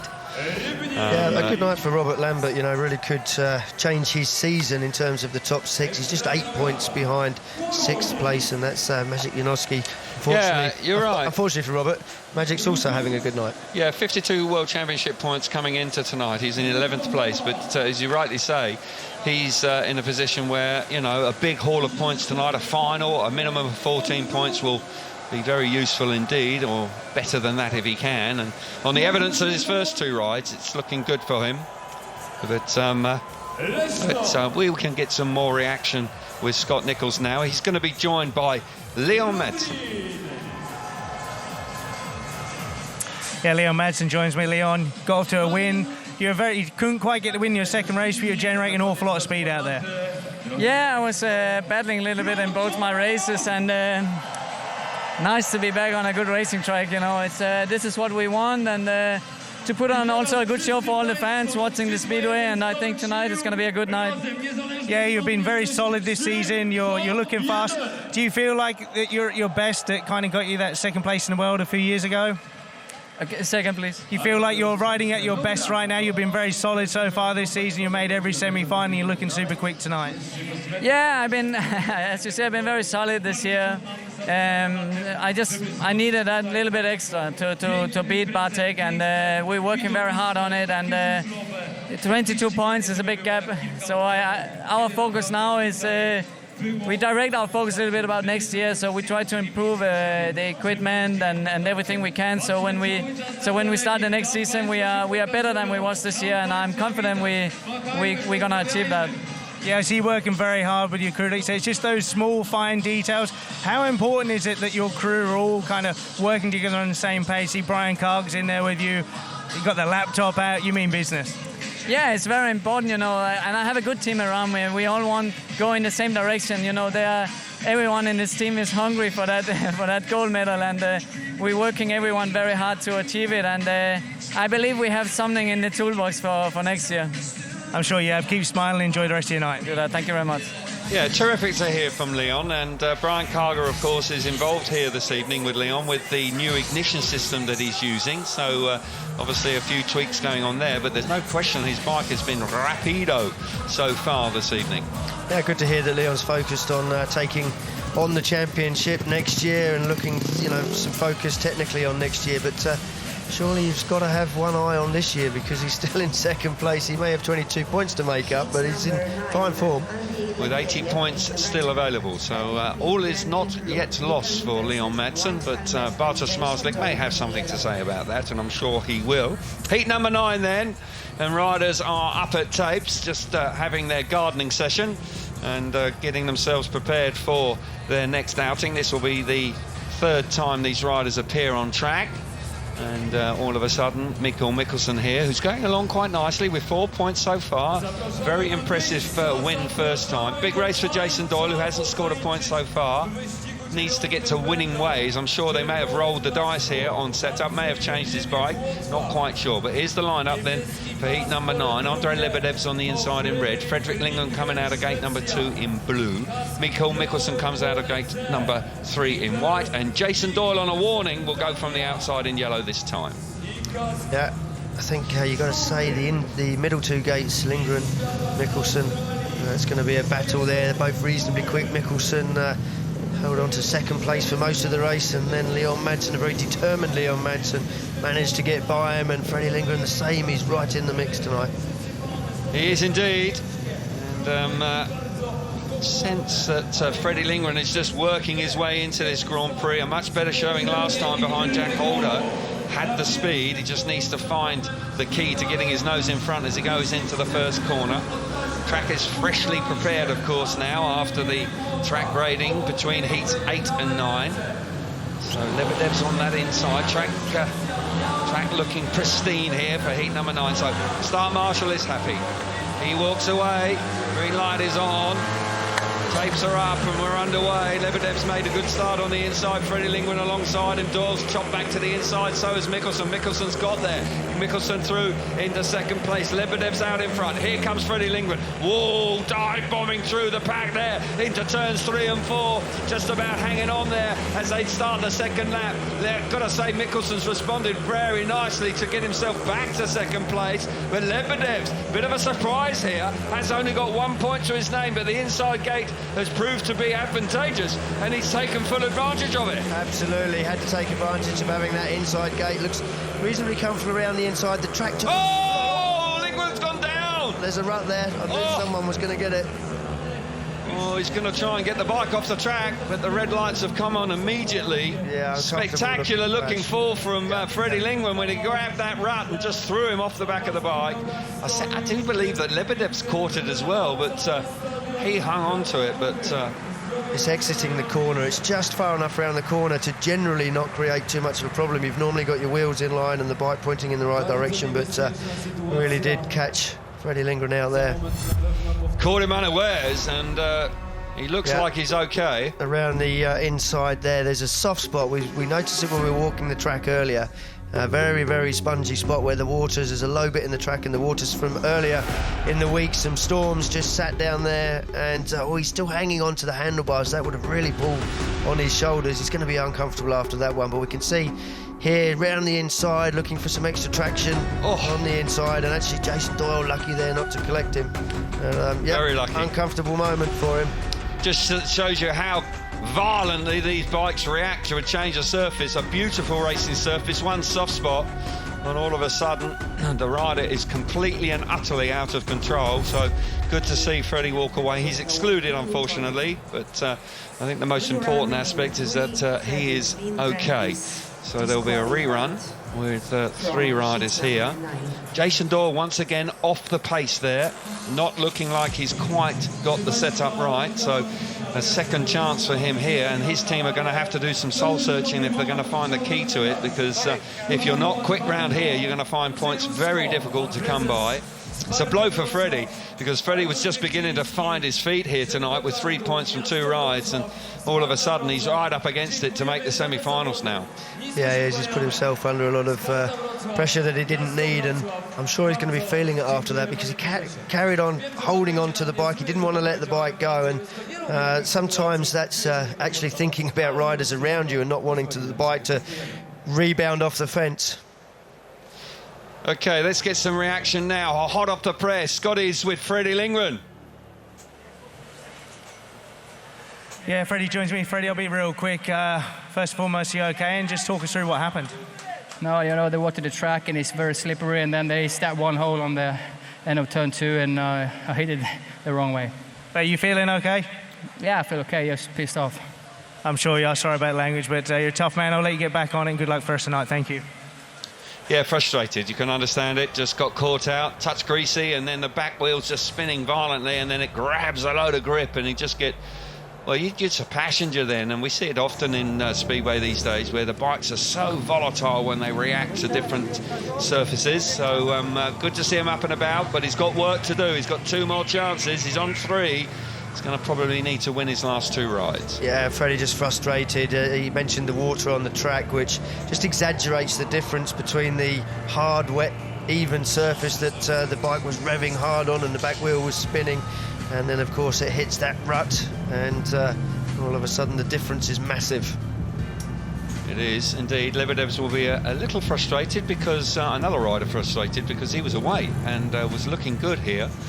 He's got to repeat it now from the inside gate. Lebedevs in red. No rider in gate number 2 with Freddie Lingman being excluded. Gate number 3 is Mikkel Mikkelsen in white, and Jason Doyle will go from the outside in yellow. So Doyle will get a point here at the very least, but he'll be looking for 3.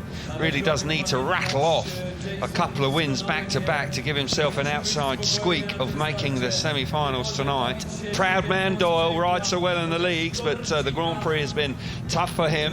He's a quality performer, there's no doubt about that, but needs to find the key to those levels of performance in the leagues and transfer it across the Grand Prix Speedway. Yeah, frustrating to see Jason struggling at Grand Prix level because he's such a determined racer in all of his league races. Fantastic form in the leagues. So here we go, the rerun of heat number 9, and we're underway. Lebedevs has got there once again. Mikkel Mikkelsen is right alongside him, and Mikkelsen's made a terrific fist of that. Doyle now down the inside of the Latvian rider, and Doyle comes through into second place, but that was a great first corner from Mikkel Mikkelsen.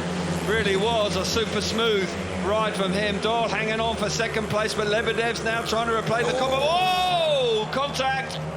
Doyle's on down very heavily on the exit to turn number 2, and the red lights appear again. Lebedevs may be in trouble here. Yeah, Lebedevs definitely changed his line and rode across into Jason Doyle, who looks a little bit uncomfortable down there on the track. Yeah, heavy fall, high speed. Lebedevs just coming back through on the inside, and Jason Doyle almost certainly was contact between the 2 riders there. You don't fall off in that position if you don't want to. I think he was a little bit concerned he was actually going to get straightened up at that point, and it was a wise move to get off quite early. Yeah, Mikkelsen out in front after a dynamite first corner. Really super ride round the middle of the track and got the speed, but he's going to have to settle down. Lebedevs, I would suggest, could be in danger of being excluded here. The referee will see the replays. We'll wait and see before then to make sure that Jason Doyle is A-OK. Yeah, unfortunately for Jason, he's already sore. He's been riding. He had a dislocated shoulder in Cardiff that went back in, but left him very uncomfortable. And also he's carrying a broken rib, so any crash is going to be extremely painful for him. Let's see it again now, Chris. Yeah, Jason Doyle in yellow there. Lebedevs does just pick up a little bit of grip that perhaps he didn't expect, but he's just put his rear wheel straight up against the front wheel of Jason Doyle. That straightens Jason up, and you can see he's heading towards the end of the air fence, not somewhere that you want to crash. Oh, he's got to go for that. And, yeah, he's got to go, and Jason Doyle really had to get off at that point, I think. Self-preservation, but he didn't want to get off because he's already sore. Yeah, Lebedevs has been excluded. That's decision has now been made by the referee, and really in truth he only had one decision to make when you see that. He's just collected the front of Jason Doyle. Doyle lets the bike go, which was the right thing to do, but the heavy fall, and clearly will feel it uncomfortable. But while we have this pause, we will get some more reaction for you while we're waiting for just the 2 riders to go head to head here in heat number 9. Jason now making his way back. That's good to see. So we will get some reaction from Scott Nichols. He's going to speak to Andre Lebedevs.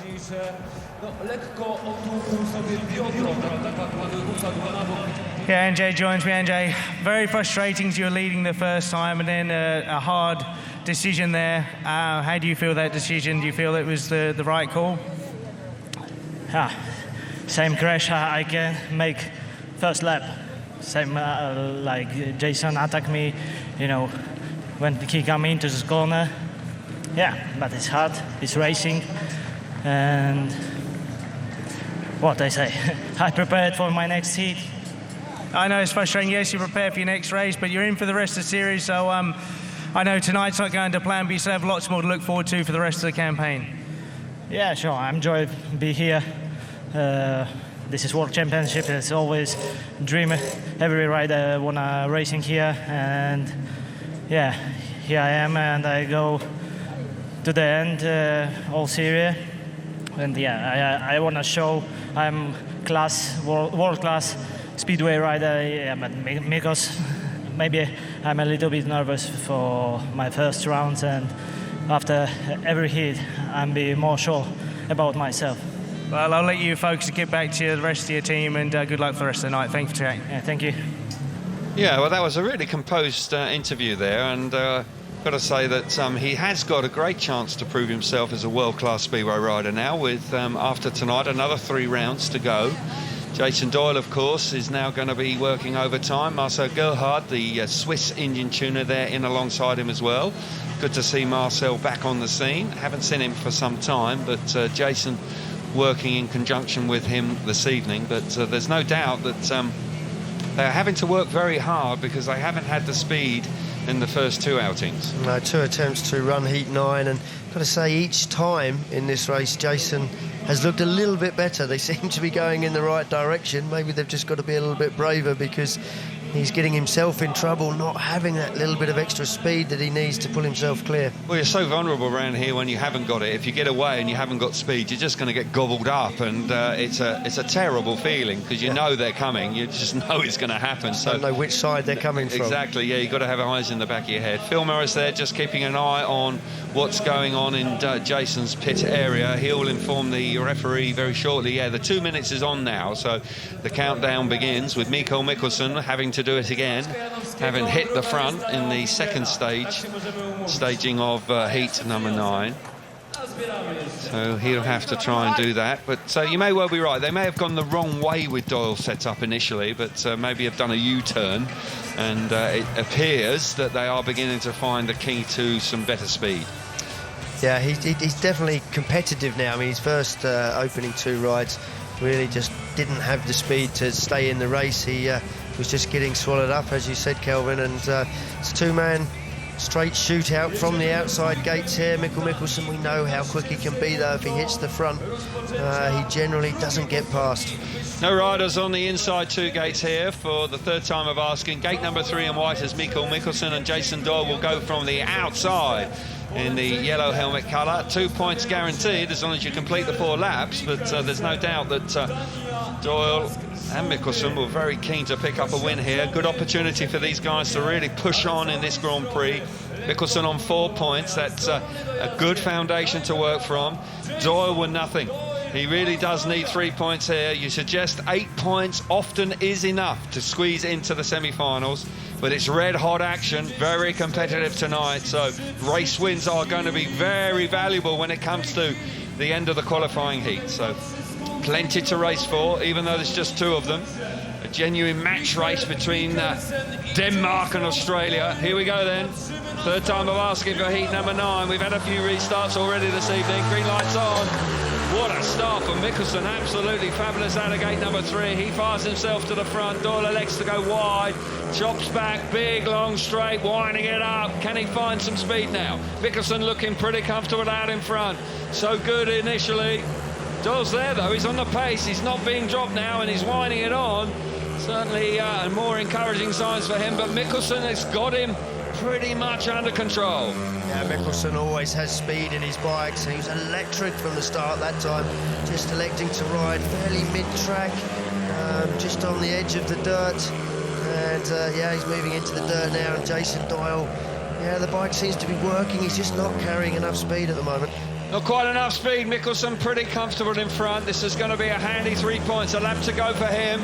Out in front, started with a win, then came out with a 3rd place when Leon Madsen got the better of him, but he's going to move on to 7 points now, and that's probably a point or 2 away from the semi-final. So heat number 9 is now finally completed with a Good ride from Mikkel Mikkelsen from Denmark out in front. Jason Doyle picks up his first points of the evening with a second place. And he's probably going to need a couple of wins to make any impact on the top 8 here this evening. But for Mikkel Mikkelsen, that was a good ride and a satisfying one after such a super start from gate number 3. So Mikkelsen out in front, 3 points for him. Jason Doyle back in second place, 2 points. Lindgren and Lebedevs both excluded and both failed to score. Yeah, frustration for Lebedev certainly. He was leading this race at the first attempt to run it. No mistake in the third attempt to run it from Mikkel Mikkelsen. He makes an electric start, rides around the middle of the track, immediately gets the bike, finding plenty of traction. See him working the clutch overtime there, but he does a great job to get that bike to go to the corner as quickly as it did. And Jason Doyle simply had no answer for the fast-starting Mikkelsen. And he'll be happy with those points. Takes him onto a comfortable 7 points with 2 races to go. Nice position to be in. Yeah, nice. And fine work from Mikkelsen. And Jason Doyle still with some work to be done, that's for sure. 2 points, so he's got something to work from. There you can see the point score for Mikkel Mikkelsen, with a gate 4 and a gate 1 to come to complete his qualifying heats. But almost certainly looking red-hot favourite for a semi-final berth. So good work from him. Heat number 10 then, we're at tapes with the next 4 riders. Let's hope we see 4 riders going head-to-head here. It was quite a prolonged heat number 9 with 3 restarts. And we've got Patrick Dudek out here. And Dan Bewley as well. Good-looking race this. So on the inside is Patrick Dudek in red. Alongside him in blue is Dan Bewley. Gate number 2. Gate number 3 is Bartosz Marslik in white, and off the outside in yellow is Max Frick, the beaten-up Max Frick this time. Yeah, Dan Bewley needs points here. We heard him talking earlier. His focus has definitely moved on to a medal in this championship. Currently 4th in the standings, but he had a last time out in an extremely tough race. How would he like to lower the colours of Smarslik in this one? I'm sure he would. He's coming out of gate number 2. We've seen race wins from there. We saw Robert Lambert earlier on make a super start from gate number 2. Dudek on the inside will be a danger. Smarslik, of course, goes without saying, and Frick on the outside, who are green lights. Oh, Bewley's made a movement there. Will the red lights come on? No. Yes, it does. Yeah, he was a little impatient. And once again, we're going to have another restart. I'll tell you what, they haven't learnt from the youngsters yesterday, where we hardly had any no, they were very well behaved. They were very well behaved on the start line, but Bewley was nervous there, clearly feeling a bit of pressure. A warning will be handed out to Dan Bewley as a consequence of the movement here. Yep, rider in blue, Dan Bewley. He's just there. Yeah, there's a little bit of movement from Dudek on the inside of him, which does just divert your attention and put you off. And you got to feel for Dan there, because I think he was reacting a little bit to that. But rules are rules, and the race has to be stopped. And he will get a warning. So there'll be a small delay now while we wait for riders just to refuel and come back up to tapes. It'll be all 4 riders back, and as I said earlier, it will be a warning for Dan Bewley, and 3 points to his name after failing to score in his second ride. So needs to get back to winning ways if at all possible. But Smarslik and Dudek and Max Frick will have other ideas, of course. Every race tough in Grand-Prix racing. Such a delight to be here in the Olympic Stadium tonight. The new era of Speedway with Discovery Sports events, really bringing a new look and a new dynamic to the sport. We're loving it. SGP3 yesterday was a huge success with the World Final, going to Denmark and Mikael Andersen. A great effort from him. Sensational afternoon's worth of racing. Here we go then.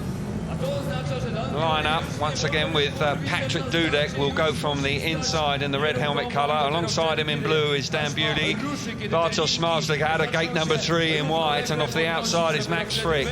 And we're going again. Heat number 10, second time of asking. They've all sat still and behaved. Good start from Dudek on the inside. He's got there first. Bewley's alongside him. Smarslik was all over the place, actually, away from the tape, snaking to the first corner with Frick now coming up the inside of both of them. Frick's coming to second place. Bewley's going to have to square the corner off, but Smarslik's in his way. Dudek's out in front. Smarslik's gone from last to second. That was a terrific corner from the championship leader. Bewley now coming up the inside of Max Frick. Really tight for second, third and fourth. Dudek has had a dream run on the opening couple of laps here, but Smarslik just about hanging on, but Bewley now settling into third place. Yeah, Bewley really needs to keep chasing Smarslik. A smart move from Smarslik on that opening lap. Dudek is pretty much checked out, looking good up front. Oh, a little mistake there from Max Frick as he looks for a little sneaky line around the inside, but Dan Bewley will move on to 4 points. The pressure's on. Indeed it is, down the back straight. Dudek has ridden an absolutely textbook ride here. 10 out of 10 for him. Dynamite stuff, and he's fast out in front. Smarslik coming through in second place, but for Patrick Dudek, that's a fine, fine ride. And Dudek, his form of late has been superb, consistently making finals. Had 3 points prior to coming into this race, and he doubles his score, moving on to 6 qualifying points for the semi-finals. Very, very good timing there from Patrick Dudek. And once he hit the front, he had a lot of speed riding really high and wide. And Smarslik, as you say, that was a clever move from Smarslik to get himself out of jail there. Yeah, exactly that. He got himself out of jail in this one. And Dudek, the rider in red there, works really, really hard to get the bike into the first turn. Smarslik's now winding it up. Dan Bewley up by the fence. Max Frick with a big dive bomb up the inside.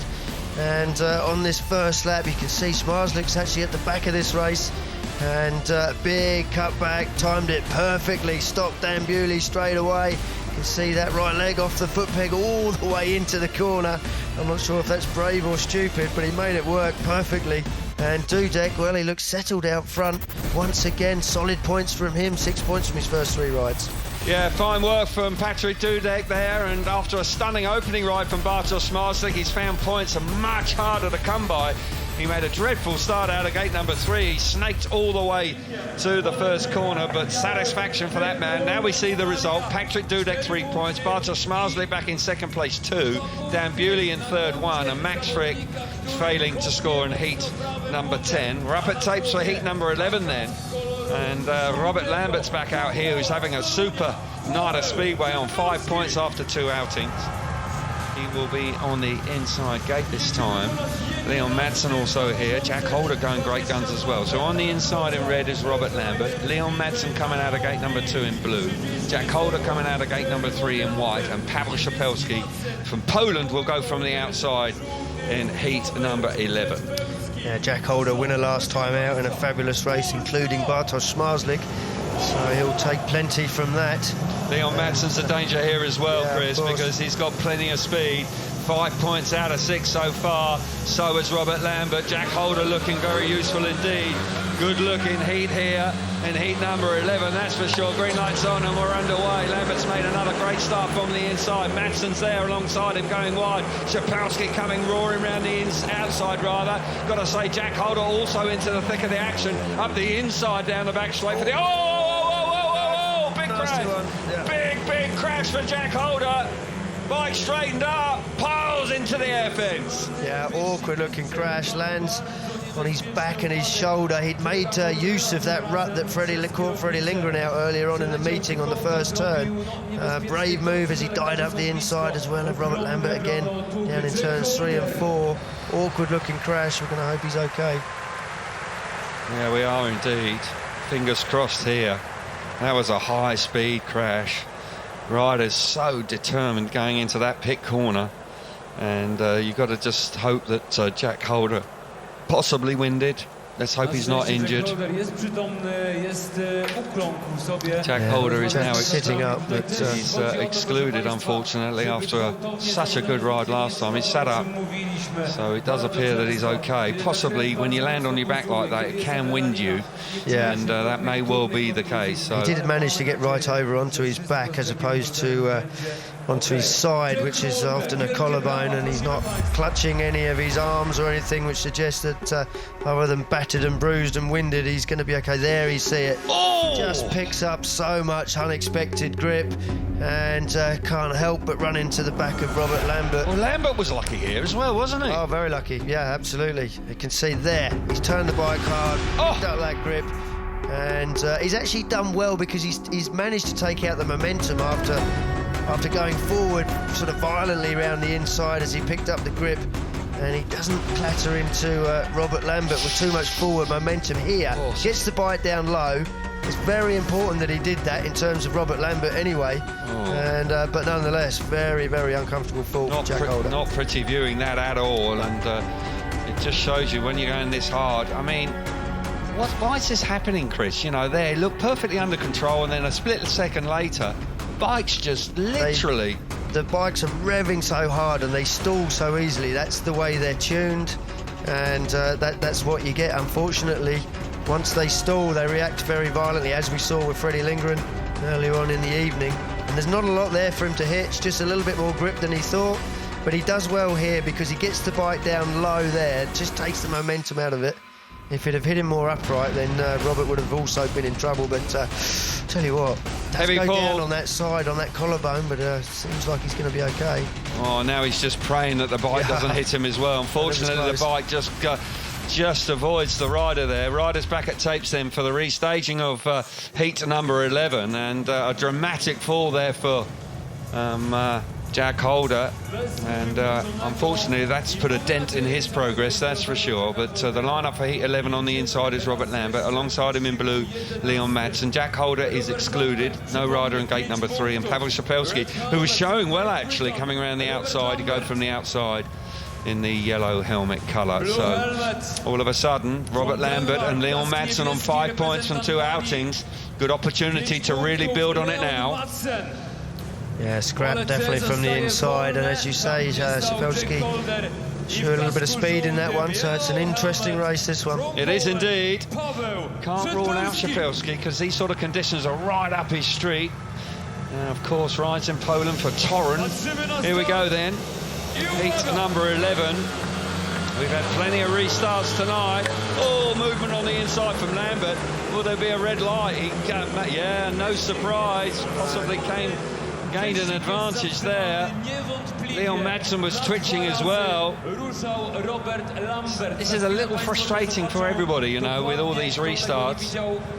It is, but the referee has at least been consistent. He's let nothing go.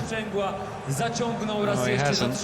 And, but it does tend to, the meeting's not flowing as well as you would like. With the, we've had a couple of nasty crashes, of course, and that's perfectly understandable, but Robert Lambert there, a little fortunate not to touch the tapes. Yeah, once again we just see someone just just that little bit of movement. The tapes weren't held particularly long. He was particularly impatient there, but Leon Madsen looking across as well, but he doesn't react to it. Leon Madsen actually moved first just a tiny bit. That's nothing to do with what Robert Lambert did, but yeah, they're all very nervous at the start tonight.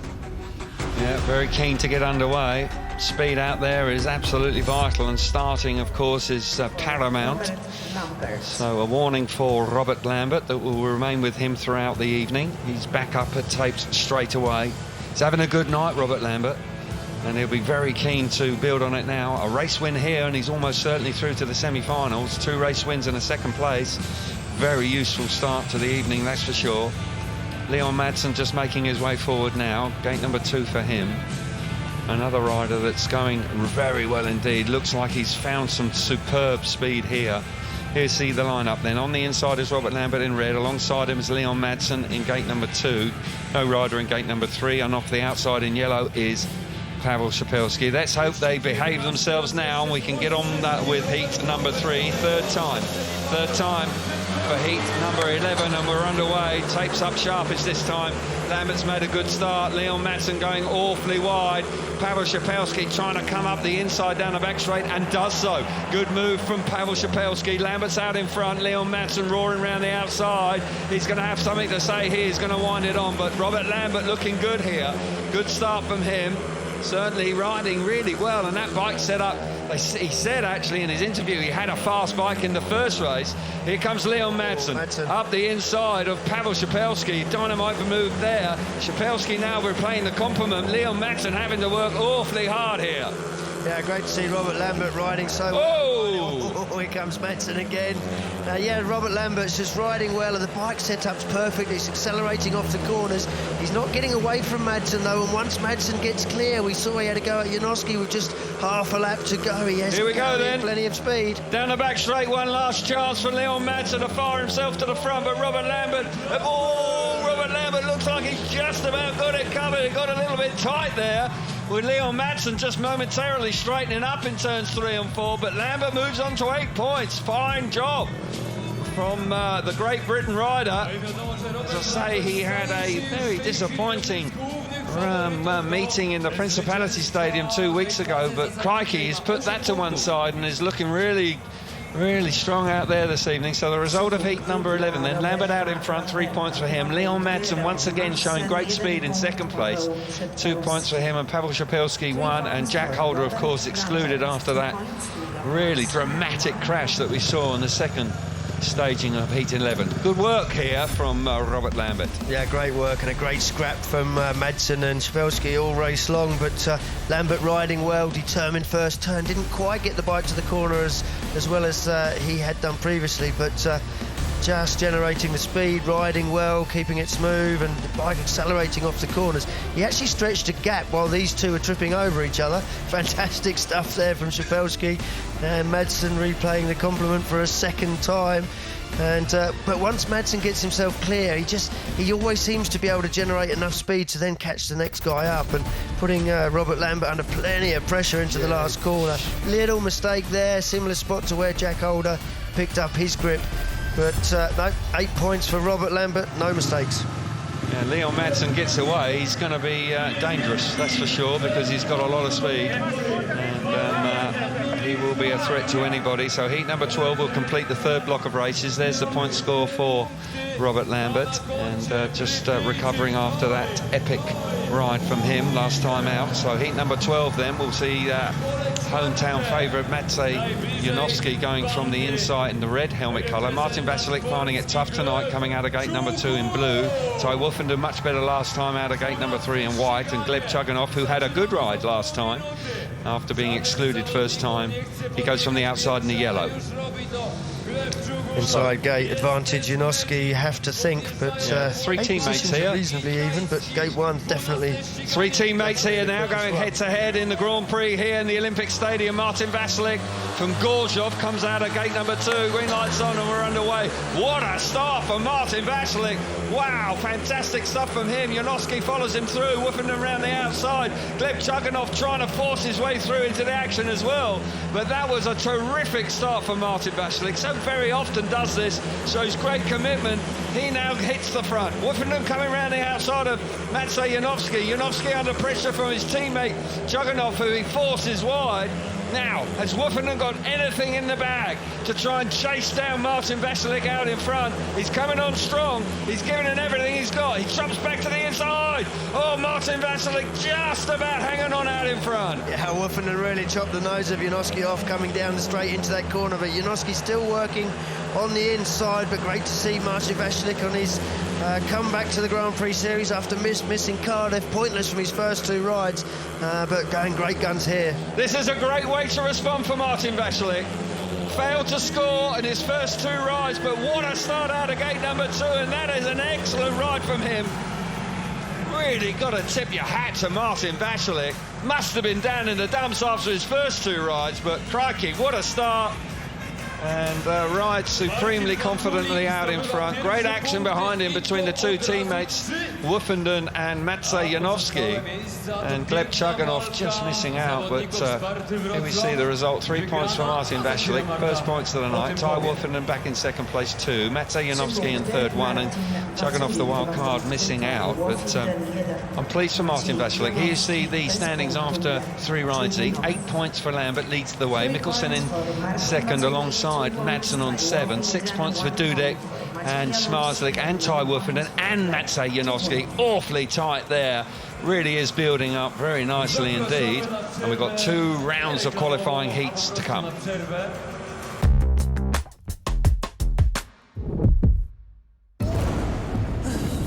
Oh, how about a spark of inspiration? Oops! Let's get this thing rolling. Ta-da! Try that on for size. Yeah! Level up in Forge of Empires. Play now for free at FOE.tv or download the app. The McDonald's Summer Menu, featuring the spicy Spanish stack, 2 delicious beef patties, chili cheddar, and a spicy tomato sauce.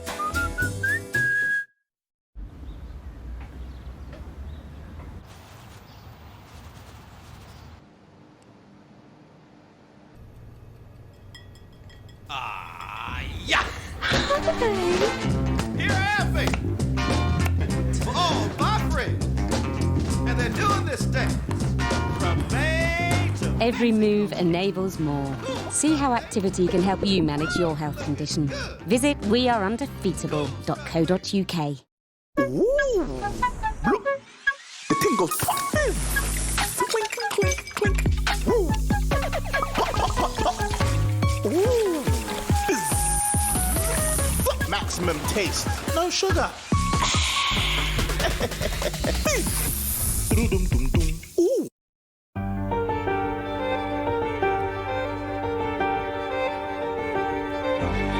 Scottish Widows, taking on your future together. I am a business hotel. I eat, sleep and breathe efficiency. I expect my bed sheets to be as crisp as my spreadsheets. I'm looking for someone who appreciates high ROIs and even higher RPMs. I would be honoured to be your perfect somewhere. Huh, 98 calories a bag? Who knew? What? Sits, Quavers and Monster Munch multi-packs. 100 calories or less.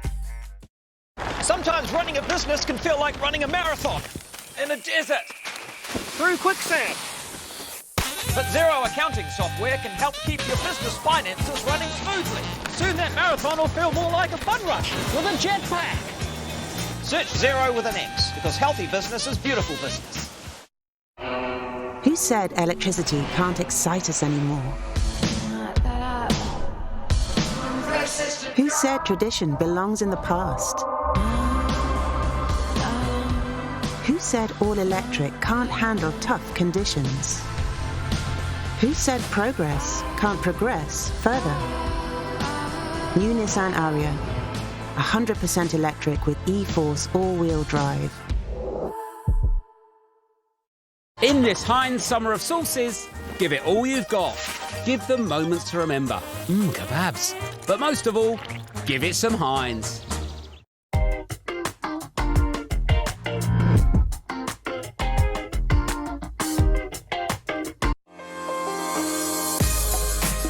Get closer to the sports you love with Sky VIP, sponsors of Eurosport.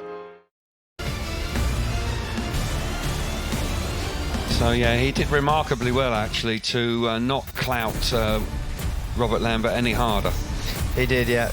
Uncomfortable looking fall, and as he said, feels like he's got a little bit of damage in the rib and shoulder department. No surprise, but yeah, he'd come in tight. He'd ridden an extremely tight line. He had to turn the bike a little bit harder than ordinarily you would on these big wide corners, and that was a dangerous combination that just caught him out in the end. Leon Madsen was having a good look at that as he went by as well. Probably couldn't quite believe what he was watching, but as I say, good to see that Jack is up and about, and he'll be raring to go for his next ride in heat number 15, where he'll come out of gate number 2. He then completes his qualifying races with an inside gate in heat 19. So he's on, what's he got? He's got 4 points. So yeah, he's still got a chance, as is this man. So Martin Vassler. So let's get some more reaction now with Scott Nicholls. He's going to be joined by a former Grand Prix winner, Ryan Sullivan. Yeah, former world number 2 flying Ryan Sullivan joins me. Ryan, it's been a while since you've been on the circuit, but what are you making of the modern day racing? Oh, well, thanks very much. Yeah, look, it's certainly cutthroat now. It always was, but I find that now it's really, the bikes are much quicker, technology's moved ahead, and the boys are certainly not giving an inch out there. No, they're not giving an inch. Is there any, I mean, the boys are all super fit, everyone was in your day, but is there any other changes, like is the intensity change at all, or are you still getting the butterflies you did back when you were racing? No butterflies here. Look, the boys I find incredibly laid back. I mean, everyone races against each other in Poland, in Europe, throughout, but yeah, they seem so laid back. It was probably more intense back in my day. Yeah, I don't know what you think, but I see them. Maybe they just hide their nerves better. So what's going on in Ryan's world right now? You're obviously over here on a little bit of a flying visit. You'll be back to Aussie tomorrow, but how's life treating you? Yeah, really good. We've had a great vacation. We've been to Cardiff. You know, it's been incredible. We've spent a great time. Now COVID's finished, we can finally travel. So caught up with a lot of friends and thoroughly enjoyed it. Cool, thanks for chatting. Just enjoy the rest of your night. Thanks very much. Yeah, great to see Ryan here in Europe, and we've been away for a little while. So let's just take a moment now and we can reflect on what we've seen so far.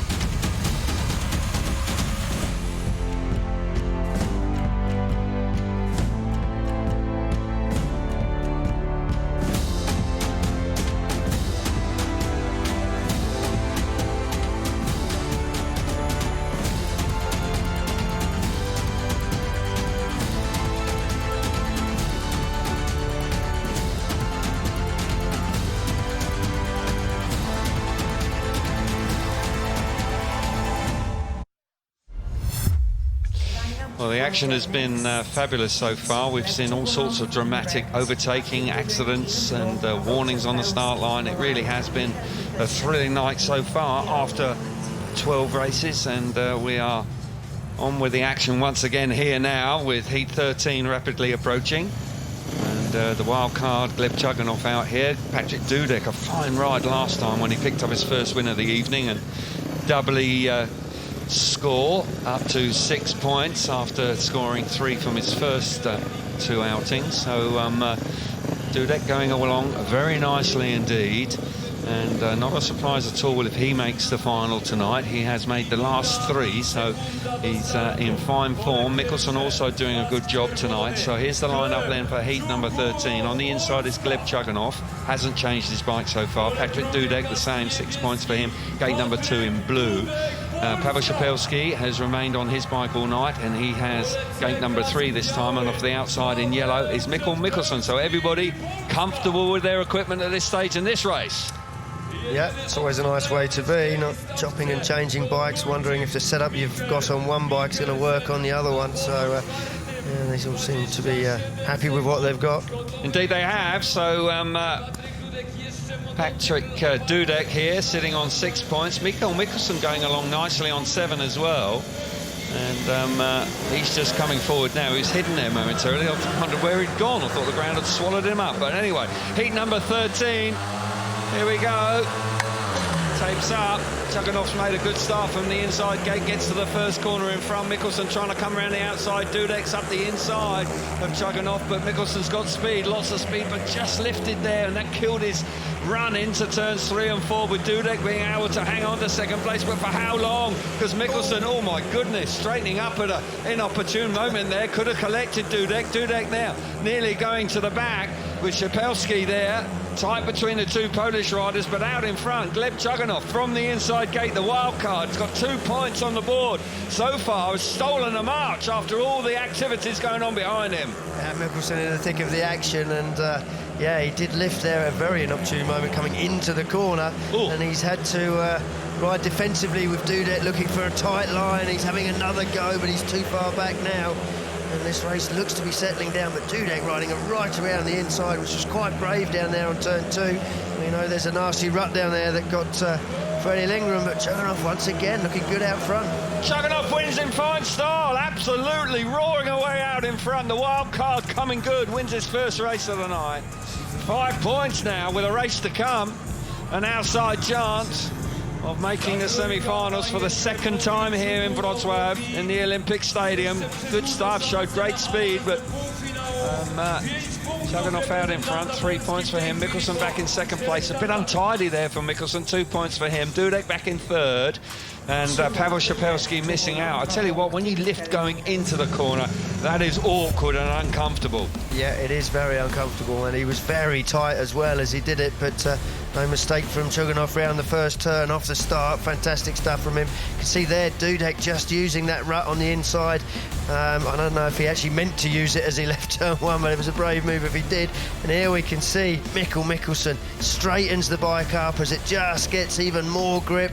And he didn't expect it after the finish line there. That's very late in the day to be doing that. His body language, he's got his body bolt upright.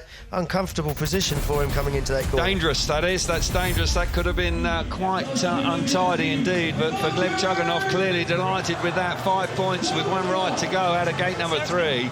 And the wild card still has hopes of making the semi-finals. Wins his last one, could just about do it. So we'll wait and see that when Chugunov comes out for his last ride in heat number 18 out of gate 3. So here we are.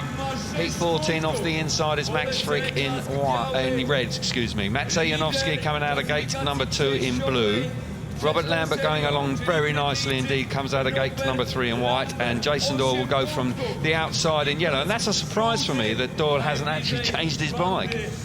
Yeah, well, I'm sure they've been working furiously on the one that he is riding, but yeah, I'm exactly the same. You know, I would have thought, particularly after his first 2 rides, pointless couple of rides, that they would have been a bit more adventurous than leaving him on the same bike and working with it. So here we go then, heat 14, Robert Lambert, who leads the Grand Prix. Well, he certainly did lead the Grand Prix, excuse me. Mikkelsen's just leapfrogged him, but Lambert has a race in hand here, so he could then actually repay the compliment and lead the Grand Prix at the completion of this one. Heat 14's underway, but he's missed the start. Janowski's made a great start out of gate 2. Frick follows him through in that first corner. Lambert back in third place, tight with Doyle down the back straight. Lambert now powering on, trying to get the better of Frick. Gotta say, Janowski really sharp away from the tapes. Superb stuff from him. Lambert now coming through in the second place. Frick having to work hard to close the door because Doyle is lurking there in fourth place. Lambert really fast there, coming on strong, putting Janowski under pressure. Janowski's going to have to work hard here because Robert Lambert's bike is really going great guns. Good battle for first and second. Yeah, Lambert's bike's working well, but I tell you what, he's riding well as well. He timed his cutback on Max Frick to absolute perfection on that second lap. And yes, the bike's quick, and yes, he's making ground up on Janowski, but I think Janowski now at this late stage has almost certainly got it covered. Janowski out in front has ridden nicely here. Dropped a couple of points last time out. He's having a look around going down the back straight. He's pretty comfortable through the last corner. Fans on their feet, they love him here. Lambert's right there chasing him home hard. Frick back in third place, and Jason Doyle's night, well, it just isn't his night and fails to score. But for Maciej Janowski, his Grand Prix is right back on track now. And he moves on to 9 points and joins Mikael Mikkelsen at the top. The result then, Janowski on 3 points, Robert Lambert back in second place 2, Max Frick in third 1, and Jason Doyle fails to score. Robert Lambert on 10 leads the Grand Prix with Janowski on 9 and Mikkelsen on 9, so it's all beginning to take shape now, but this is a great start out of gate number 2. Yeah, great start from Maciej Janowski there. Max Frick on the inside, making the bike work right around the curb. A little bit of virgin dirt down there, but this move from Robert Lambert comes in between the two there, Jason Doyle and Max Frick. Then he times that cutback absolutely perfectly. Doesn't stop the momentum of the bike as he does it. It's all too easy to stop the bike just that little bit too much as you try to change direction. But I tell you what, really impressed with the way Robert Lambert is riding today. Yeah, he's certainly on fine form, and right from the get-go here this evening, he has been riding out of his skin, and you can see the point score there for Janowski with a 1 ride to come in gate number 3, but 9 points, that's a semi-final berth secured, but he'll want to push on. He is certainly riding better tonight, just needs to keep it rolling along nicely. Heat 15 then, And we'll see Freddie Lindgren after that nasty crash. In actual fact, 2 of the riders on the inside starts here both suffered nasty crashes, so they'll be hoping to respond strongly now. So on the inside is Freddie Lindgren, who has changed his bike. And coming out of gate number 2 in blue is Jack Holder. Gate number 3 is Ty Woofenden in white. And off the outside is Dan Bewley, who's looking for more points here, going from the outside in yellow this time. I would suggest all 4 of these riders looking for points in this one, none of them in a particularly comfortable position. But it's good to see both Freddie Lindgren and Jack Holder making it to the start line, as you say, after heavy falls for both of them. Yeah, they've got to respond now, as you rightly say. Vital points on the line now at past the midway point in this Grand Prix, 4th ride. And they'll be looking to push on. Bewley on the outside will be looking for some pretty dynamite speed once again. So here we go then. Heat 15, green lights on, and we're underway.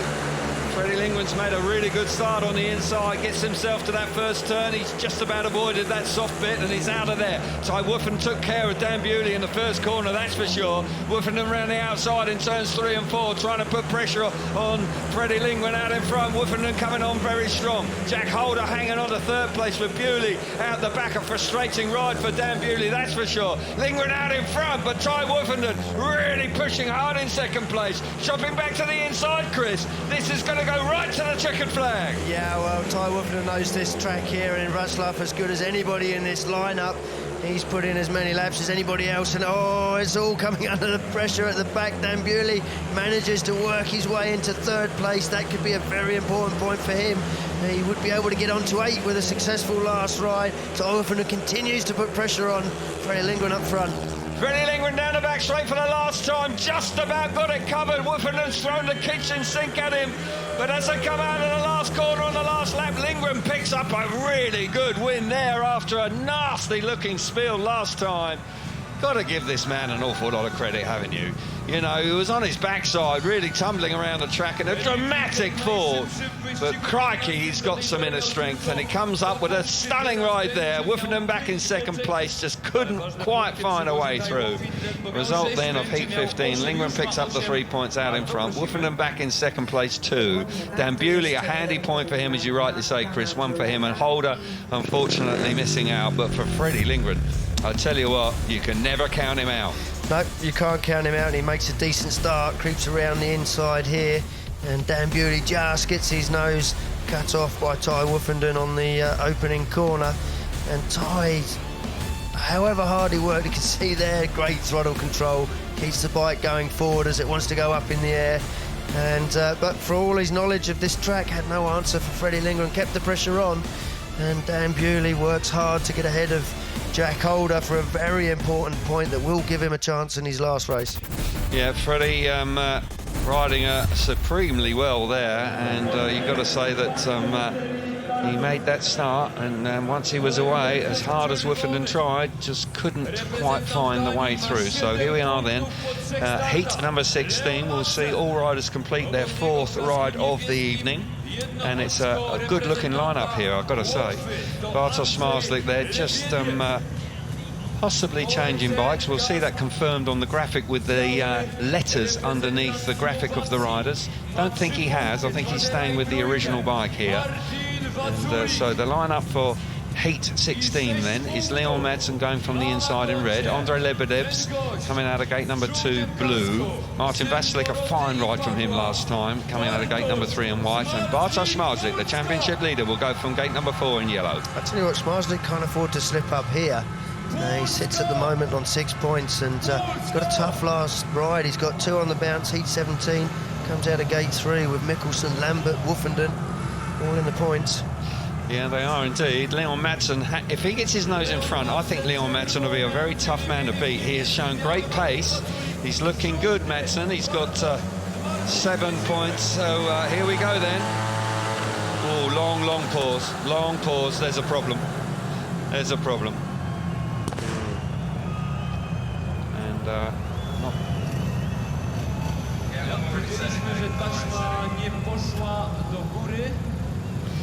So tapes didn't release. He took the start marshal's head off. Yeah, they did, to call him by surprise.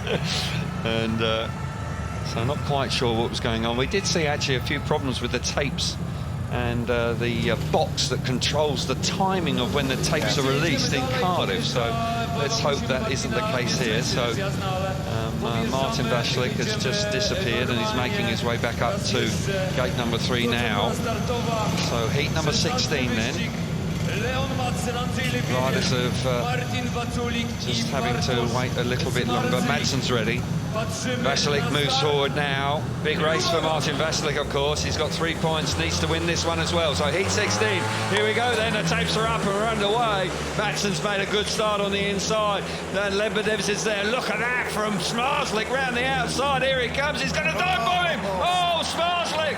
Wow, out of the top draw stuff there from Smarslik. The top 2 in the world going head-to-head here in heat 16. Leo Madsen coming back at him up the inside. Big pays the compliment. Smarslik, clever move from Smarslik. Gets alongside him once again going into turns 3 and 4. Fabulous Speedway out in front, and it's all going to keep going on now with Leo Madsen back to the front. Fantastic stuff. I'm not sure there's ever been anybody as talented on a Speedway bike as this man in yellow. Oh, here we go again. Changed his direction just on a sixpence. Brilliant stuff. Smarslik now hits the front. Leo Madsen trying to get back in the thick of the action. Vashlik coming through into 3rd place, but the demonstration and the skill out in front. Wow, what a ride that is from these front 2. Smarslik coming through the last corner. Heat 16 was stunning. And Smarslik comes through in flying colours there. Once again, proper Speedway there from the championship leader. Top 2 in the world going head-to-head. Plenty of respect between the 2 riders. Well, I said Smarslik couldn't afford to slip up. He didn't. No, he didn't. But it certainly was very entertaining indeed. Fabulous Speedway in heat number 16 then. Smarslik wins the race with 3 points to his name. Leo Madsen back in 2nd place, 2 points for him. Vashlik working hard for 3rd place to get the better of Andrei Lebedevs. Here's what it looks like after 4 races each. 10 points to Lambert, going along nicely. Smarslik moves on to 9. Janowski on 9. Mikkelsen on 9 as well. Leos Madsen on 9. So Ty Wofferton back on 8. But by golly, one more qualifying race for all 16 riders.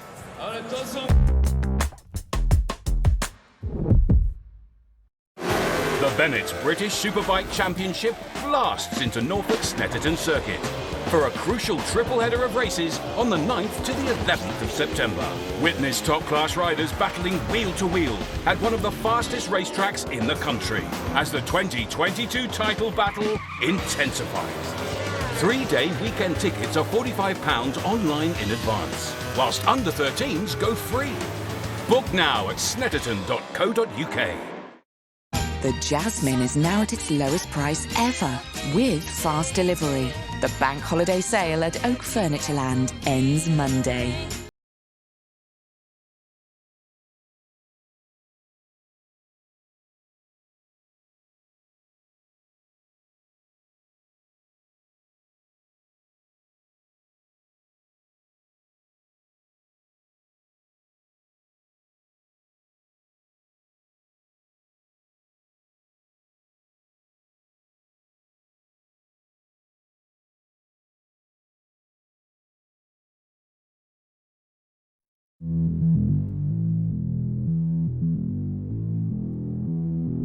I'm on the next level, yeah, I know you heard about it. You know I'm bout it, and don't you ever doubt it. I'm incomparable, that's why they staring, yo. Turn up the stereo, check it out, check it out, check it out.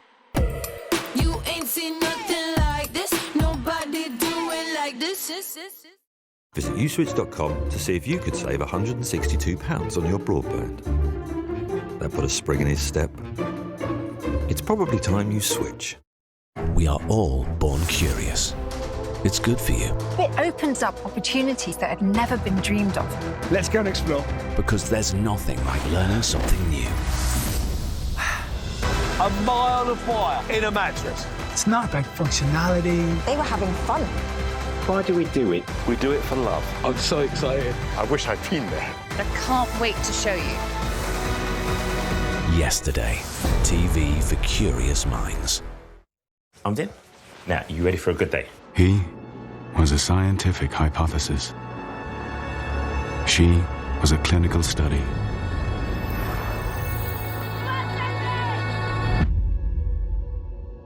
And the future breakthrough that could cure her is closer than ever.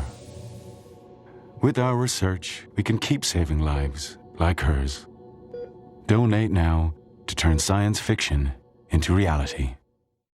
Seb and Sandra decided to get creative for their new home cinema upgrade.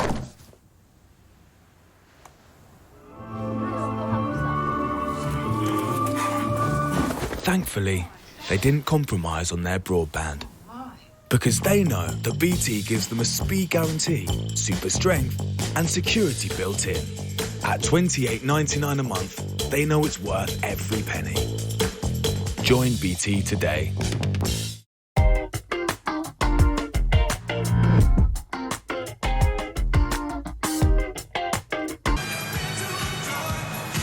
So while we wait for the track grading to be completed before Heat 17, and Bartosz Marslik will be out once again. So while we're waiting, we'll get some reaction now with Scott Nicholls. He's going to be joined by Maciej Janowski.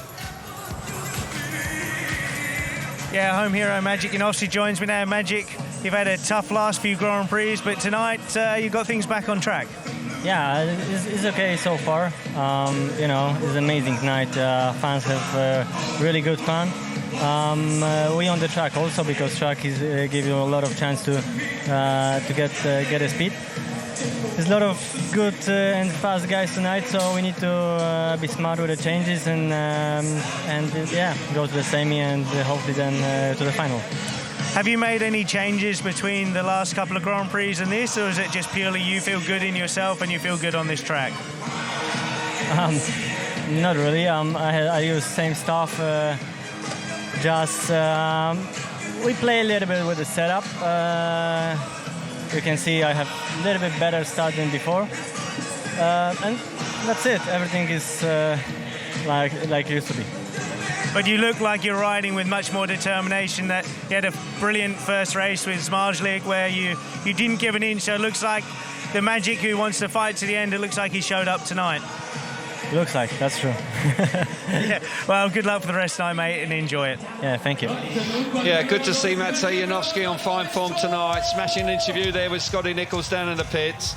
Of course, lives here in Wrocław, has ridden for the club. A real fan favourite, that's for sure. 9 points to his name. He's going along very nicely indeed. And there are 3 riders on 9 points, and he is one of those. And Bartosz Marslik is alongside him with Mikkel Mikkelsen. But the rider from Great Britain, Robert Lambert, leads on 10 points after 4 outings. Fine stuff from him. Yeah, deservedly so as well, because yes, his equipment's working extremely well. He's very happy with it, but got to say, I'm not sure I've seen him at this level riding any better than he is tonight. No, he really is riding out of his skin. And Heat 17, which we are waiting for up next, is a great lineup with Mikkelsen, Lambert, Zmarzlik and Woofenden just thrown in for good measure.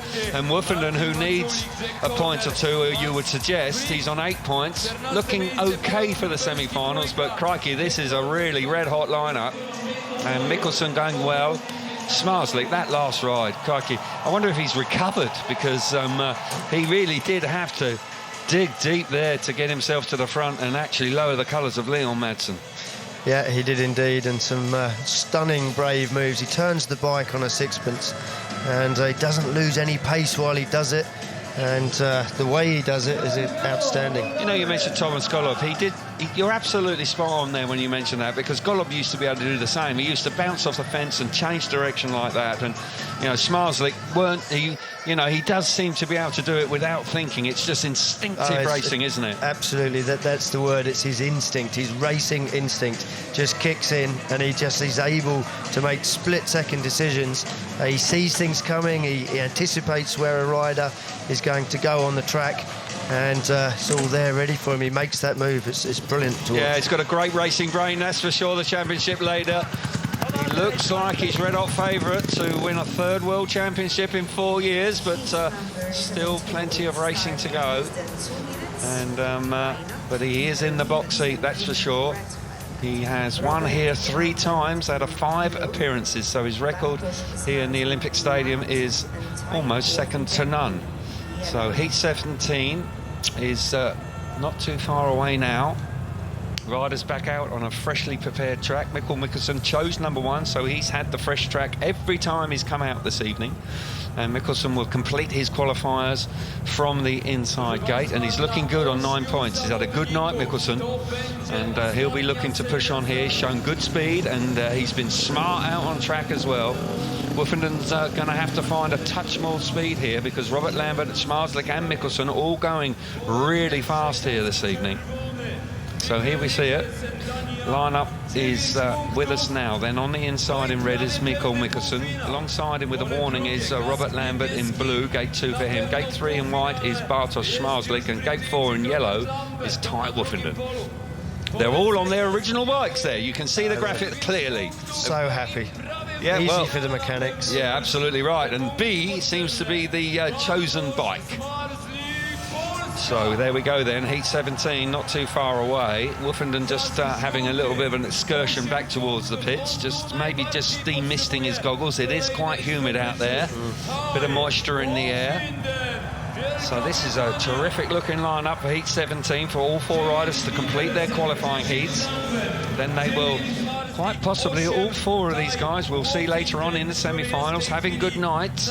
Lambert leading the way on 10, looking to build on that once again now. Here we go then, heat number 17. Green lights on and we're away.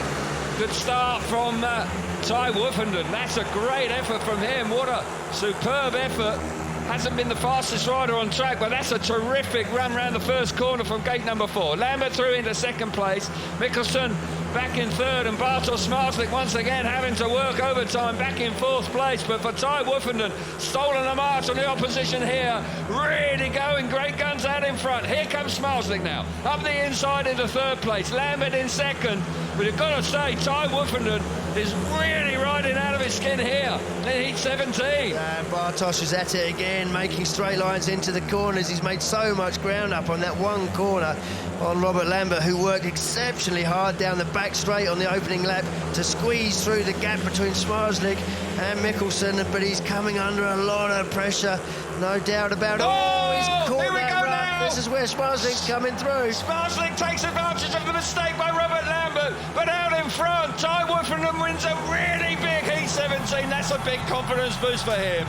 He's had a tough season, he's had injuries, he's had illness, but by golly, he really produced when he needed it to there.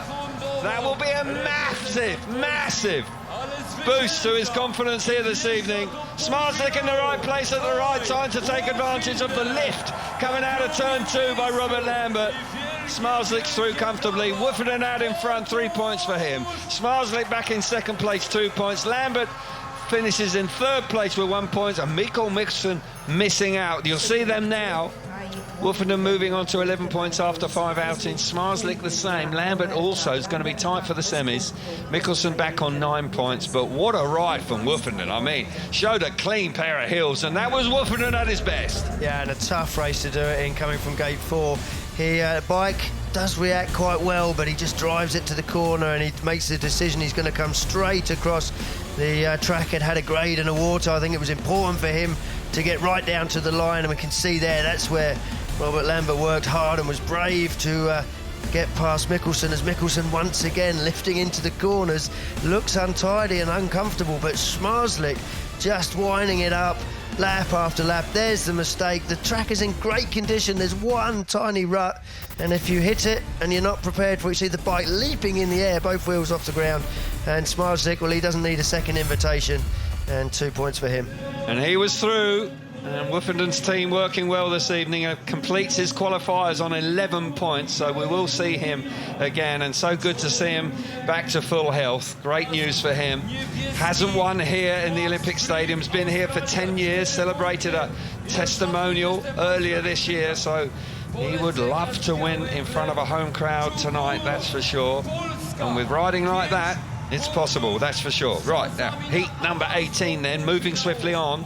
Leon Madsen on the inside in red. Alongside him in blue in gate number 2 is Max Frick. Gleb Chuganov, better last time. Comes out of gate number 3 in white. And off the outside, Freddie Lindgren who bounced back nicely as well off the outside in yellow. And Leon Madsen looking to build on his point score of 9 points. He's had a good night, Leon Madsen, that's for sure, but big points on offer for both Gleb Chuganov and Freddie Lindgren. Here we go, heat number 18 then. Tapes are up and we're underway. Madsen's made a great start from the inside, but Freddie Lindgren swooping around the outside. Keep your eyes on him, chopping to the inside now. Will he dive bomb? We will try. Leon Madsen just about had that covered. Madsen now really winding it on out in front. Bit of a battle going on for third place between Chuganov and Max Frick. But Leon Madsen fast away from the tapes on the inside gate, and by golly, has he got some speed in that bike. He is absolutely flying in front. Oh, we know how quick he is when he's in front. Bit of fresh air, can ride where he wants. Carrying plenty of speed, electing to ride around the dirt, and Freddie Lindgren on the inside. Chuganov once again involved in the action, and I'm not sure if this is going to be enough for Lindgren. No, it might not be. He'll finish on 8 points if he finishes there in this heat, his final qualifying race. Max Frick is now cut adrift. Leon Madsen looking comfortable out in front. He's looking really good. Madsen's going to move nicely on to 12 points now, and that's a great effort from him out of the last corner. Madsen enjoying himself out in front. And Freddie Lindgren back in second place. We'll have to wait and see whether the 8 points with one race win will be enough. Countback may well be pivotal here this evening, but no such trouble for that man. Leon Madsen, who's got 74 World Championship points coming into tonight's Grand Prix. So Leon Madsen out in front, 3 points for him. Freddie Lindgren back in second place, 2 points. Gleb Chuganov the wild card, 1 point for him, and Max Frick just not at the races that time. Leon Madsen now leads the Grand Prix on 12 points in front of Woofenden Smarslik and Robert Lambert on 11. Mikkel Mikkelsen finishes on 9.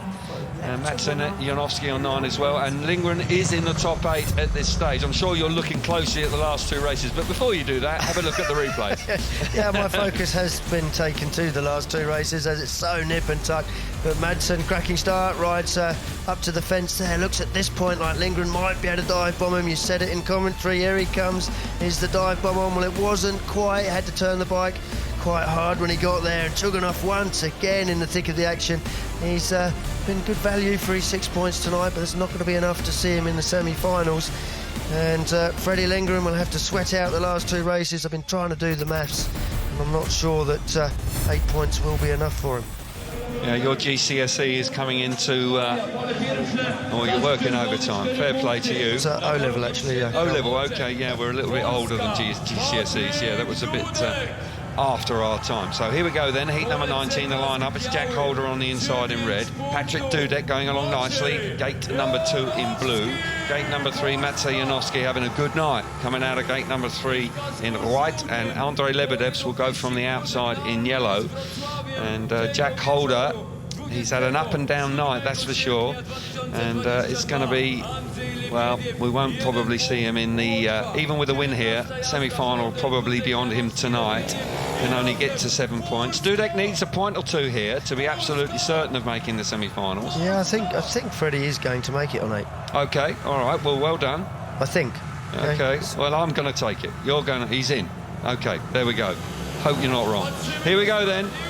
Heat number 19, 2 more races to finish the qualifiers here this evening. We're underway. Holder's made a good jump. Dudek's all over the place. Oh, that was untidy. Dudek lifting violently out of gate number 2, and Klaus Janowski on the run to the first corner. Quite possibly will be all 4 back. But Leo Tysinski, the referee from Ukraine, may see it differently, but it was untidy from Dudek. It didn't look like he was... Yeah, we're having it confirmed. It will be all 4 back, but Janowski will feel a touch aggrieved about that. Got a real clout going in the first corner from Dudek. Yeah, he did. It was tight going in there, and Dudek just stretching his arms, making the bike work. You can see here he's on the back of the seat, doesn't turn the bike, rides straight into Janowski. I mean, yes, a referee could put Dudek out. He came across, but that would be harsh. It's the right decision. And I'm not so sure. I'm not so sure. I think Dudek... Would you, Colin? I don't think Dudek... I think Dudek's lucky there. Yeah, possibly, but it's first turn there, just there. That's where he straightens up. Takes him down. OK, yes, agree. He's a little bit out of control. He's out of control and he just clouts him. So I think the racing's great, and I just want to see all four. I would like to see 4 riders, but I think he's a touch fortunate. Yeah, he probably is to be back in the rerun. But as you say, I think 4 riders in a race is better than 3. And Janowski, they're just having a bit of a clout from Dudek, who was out of control. So Alexander Leotasinski being kind. Lenient, good word. I like that. So Janowski will make his way back to the pits and they'll check his bike over. So we will have a small delay, slight knock to his left hand. He's okay. He's okay. We'll see him again. Dudek will probably apologise. I'd like to think so. But nonetheless, we'll see all 4 of them go head-to-head once again in heat number 19. Been a good night, hasn't it? Really enjoyed this. It's been a long night because we've had quite a lot of restarts, but once the action's been underway, you can't take your eyes off it. Nope, we've had two great meetings, Friday the SGP3 and now this, very competitive and great racing. Yeah, it's been a smashing weekend. The weather's been kind to us and the city's fabulous. I mean, the town square last night was really buzzing and so is the Speedway. It's been red hot throughout both evenings. And the SGP3 yesterday was certainly superb. And Dudek there just making sure he hasn't upset his compatriot too much. But they're going to go head-to-head once again, that's for sure. And Patrick Dudek actually needs a point or 2 here. He's on 7 points coming into his final ride. And 7, well, he is in 8th place at the moment. So he'll want to just give himself a bit of breathing space going into the semis. Yeah, Lindgren is safe on his 8 points. Yeah, well, that's good to see. He's had a tough night, Freddie, and with that crash earlier on, he's done remarkably well. 5 points out of his last 2 is a good effort from the Swedish rider. And he sits in 5th place in the World Championship right now on 62 World Championship points, so he's moving along reasonably well and certainly still in very much in contention for a medal. Dan Bewley's the one that has slipped up a wee bit tonight. He hasn't been as dominant as he was in Cardiff. He's only sitting on 5 and he's got a race to come, so with a race win there that might be enough. With 2 race wins that may overhaul Lindgren. We'll wait and see. It will be awfully close, so Bewley will have to win his last race if he has any chance at all of making the semi-finals. You're seeing the point scores there and the position after prior to heat 19 getting underway once again. As I say, Freddie Lindgren is there at the moment. We'll wait and see exactly what... No, you're right, I missed that. Dan Bewley can, of course. Yeah, he can. With his 2 race wins. Yeah, so here we see then, heat number 19 will happen first. So, as I say, Patrick Dudek is the one that I'm focusing on because I think 7 points is vulnerable. Can ill afford to run a last here. Probably a 2nd place is what he requires. And then he'll be comfortable for the semi-finals. A rider in form, but great to see Matvey Janowski on home turf, returning to form. Andrei Lebedevs has had a tough night, had an exclusion earlier on, touched nervous. He admitted that to Scotty Nichols down in the pits in his interview. He's only scored just the 1 point tonight. Grand-Prix racing is awfully tough. So the line-up then for heat 19, Jack Holder on the inside in red, Patrick Dudek alongside him in blue, gate number 2. Gate number 3 in white is Matvey Janowski, and Andrei Lebedevs will go from the outside in yellow. And been a tough night also for Jack Holder, but recently, well, with his Grand Prix future confirmed for next year after qualifying in Glasgow last weekend, then he is still in a decent position, and we'll see better from Jack Holder, I'm sure we will. He's come on leaps and bounds in the last couple of months. And we see Hans Nielsen, the professor, just having a good look at his programme, just working things out. So here we are then, heat number 19, 2nd time around. Green lights on, tapes are up and we're underway. Good start from Dudek and Holder, but Dudek's made the best of it as he hits the front through that first turn. Lebedevs is round the outside of Jack Holder with Janowski now tailed off at the back. Dudek has responded well here after a very untidy start first time. And he has taken full advantage. Here comes Janowski. Whoa! Oh, what a move from Janowski round the outside of the opposition, firing himself into second place. That was a really eye-catching move there from the home crowd favourite. Now, pushing on, Dudek out in front. Janowski with loads of speed in second place. Dudek and Janowski once again almost clashing. Janowski's faster, much faster. Yeah, no question. Janowski's got the speed in his bike there, and he's looking for a long straight. No, he's going to have to go the long way round. Dudek, wise to that, knows he wants to cut back up the inside. Going to have a run here, though. Oh! Going through. Round the outside. No, Oh, he's driving for that. Oh, he's just lifted at the vital moment, and that lets Dudek off the hook. Dudek out in front's going to win Heat 19. Janowski all over him like a rash. But he lifted at the vital moment, killed his momentum, and has to settle for second place. Good ride from Dudek, took that opportunity with both hands and moves on to 10 points now. Handy that, very handy indeed. He was on 7 points, under a bit of pressure. A couple of wise corners there from Dudek. He knew he had to cover that exit up the inside. Good ride from Patrick Dudek. Terrific effort from Janowski back in second place. 3 points for Dudek. Janowski back in second, 2 points for him. Jack Holder in third place, and Andrei Lebedevs misses out. See the updated standings once again. You can see Dudek now into sixth place on 10 points. Mikkelsen on 9, and Lindgren is on 8.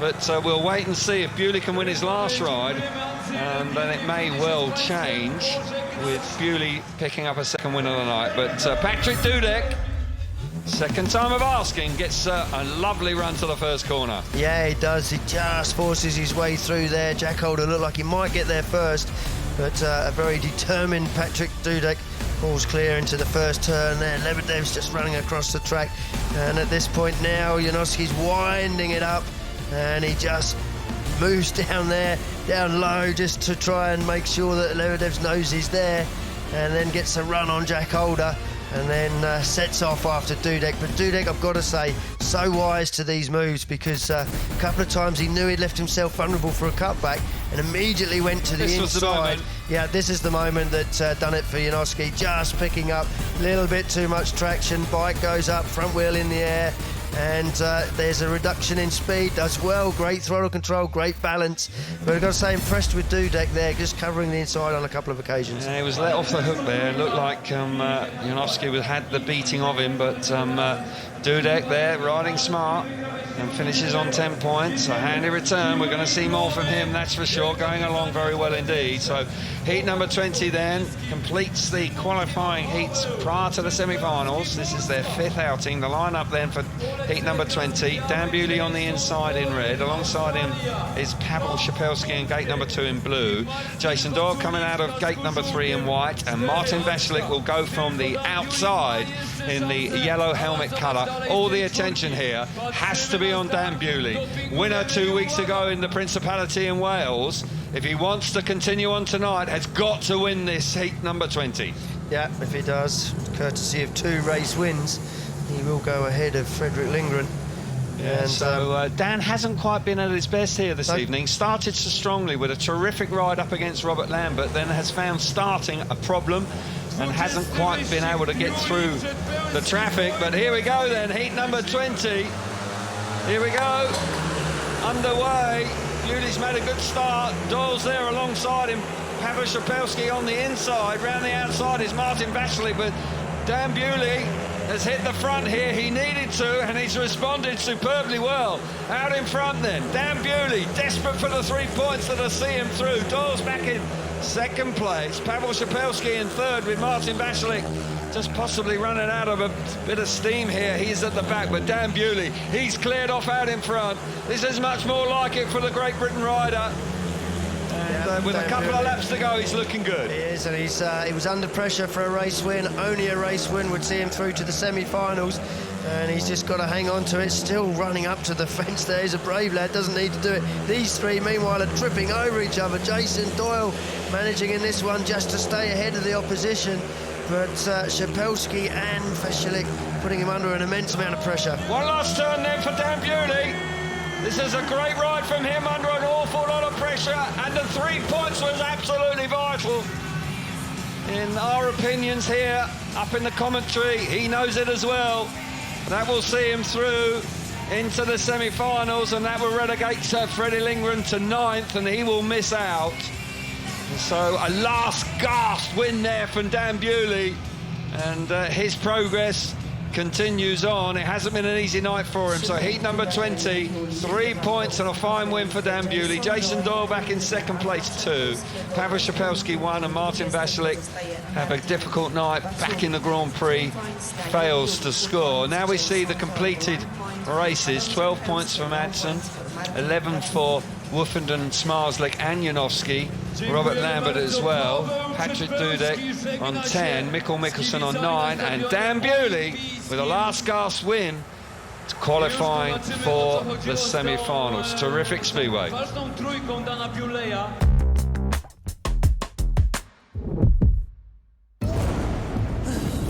Oh, how about a spark of inspiration? Oops! Let's get this thing rolling. Ta-da! Try that on for size. Yeah!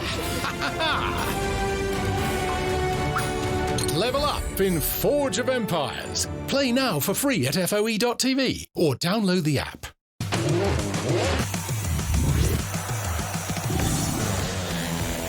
That's a tough one. Dynamite there. Oh my goodness gracious me! Unbelievable ride. Oh, wonderful Speedway here this evening.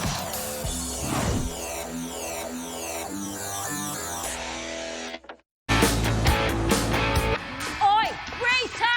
It's time to face the music and make tax digital! I don't trust tech.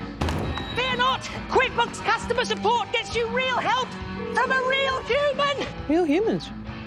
I like those.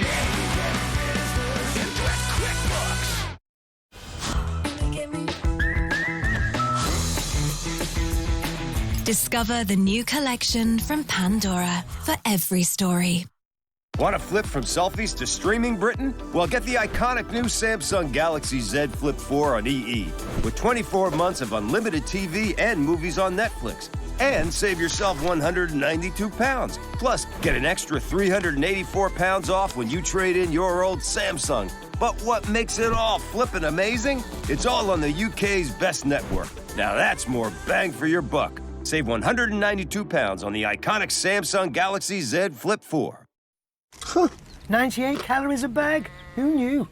What? Sits, Quavers and Monster Munch multi-packs. 100 calories or less. Triple Mackay, White Mackay, triple mature the whiskey for... I think we need a little bit more maturity.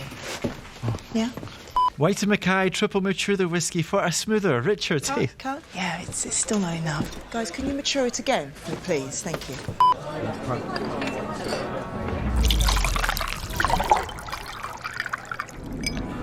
White and Mackay triple mature their whiskey for a smoother, richer taste. It's the third maturation that makes all the difference. White and Mackay. We are all born curious. It's good for you. It opens up opportunities that had never been dreamed of. Let's go and explore. Because there's nothing like learning something new. A mile of wire in a mattress. It's not about functionality. They were having fun. Why do we do it? We do it for love. I'm so excited. I wish I'd been there. I can't wait to show you. Yesterday. TV for curious minds.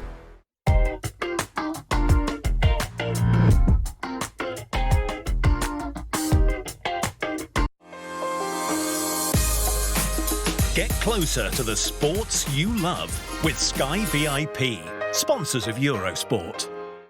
Ty Woofenden really turning on the style here. Rock solid, actually, after a third place, first time out. Good news for him. But Leon Madsen is a danger man. If he gets away, I sense he's going to be very difficult to overtake. Smarslik's the only one that's managed to do so. But by golly, did he have to dig deep to do it. And so we're not too far away now for Phil Morris to conduct the draw for the all-important semi-finals. And while that's going on, of course, the track has just been freshened up for the last 3 races of the night. Fabulous night we've had here in the Olympic Stadium. in Wrocław. It's round number 7. It's the Betard FIM Speedway GP of Poland, and it has been lived up to all the expectations. There's no doubt about that. Yeah, and some. It's been absolutely fabulous, and 3 Brits in the semi-finals. Robert Lambert, can't count him out. As I said earlier, he's got speed in the bike. He's riding as well as I've ever seen him ride, so yeah, that's good for him. Yeah, it is, and Robert Lambert deserves to make another final. He has ridden superbly well, but when it comes to these last 3 races, I tell you what, you've really got to have your wits about you. You sense there's going to be some pretty dramatic stuff on track, that's for sure, but we've witnessed some superb stuff. Smarslick's been involved in 2 sensational races. They really have been Speedway from the highest calibre, there's no question about that. But you sense that you're going to have to produce something pretty special if you want to win here this evening. You are indeed. It was interesting actually seeing those pictures just now of Smarslick and Dudek both in conversation with Rafael de Brucki. It's an individual event, but the Poles getting together, comparing notes. Quite interesting. Yeah, 3 Poles through, 3 Brits through, and 2 Danish riders as well. So it will be a shootout coming up very shortly. Good to see Ty Wolfenden back to his best there, certainly in his last couple of rides. 5 points from his last 3 rides to finish on 11 points.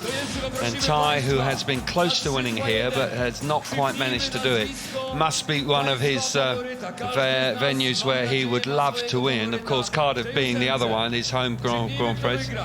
So there's no doubt that the sort of form he showed there in his last ride, he needs to replicate it now. Let's bring you some more information right now. The top 5 in the world coming into tonight's Grand Prix. 22-point lead for Smarslick on 96. Madsen back on 74 in second. Then it gets very, very tight indeed with 65 for Dudek. Bewley in 4th and 64.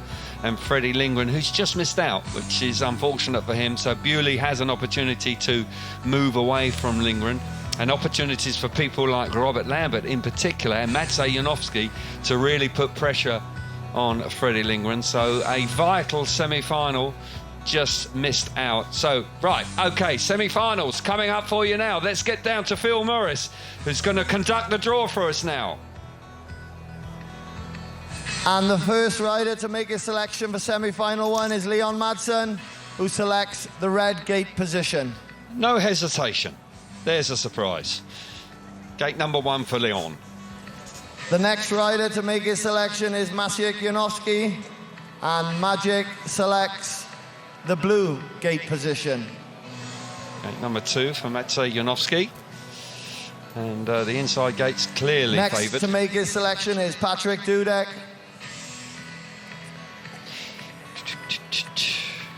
And Patrick selects the yellow gate position.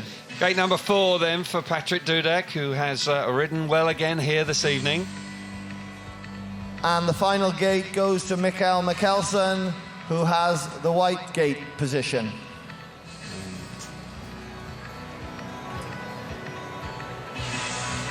So there we are then. Line up for semi-final number 1 with Leon Madsen on the inside in red. Alongside him in blue is Maciej Janowski. Gate number 3 for Mikael Mikkelsen. And Patrick Dudek going from the outside in yellow. Leon Madsen didn't look quite so confused that time, Chris. I've never seen him make such a quick decision. So here we go then with semi-final number 2. And the first selection for semi-final 2 is Ty Wolfenden, who selects the yellow gate position. Interesting. Fond memories of gate number 4. And the next to make his selection is Bartosz Smarslick, and Bartek selects the red gate position. Brave move from Wolfenden to give Smarslick the inside gate. We'll see. Next to make his selection is Robert Lambert, and Robert selects the blue gate position. Made a very good start earlier on from gate number 2. Won't be unhappy about that. And the final selection goes to Dan Bewley, who has the white gate position. So there we are then. The lineup for semi-final number 2 is done.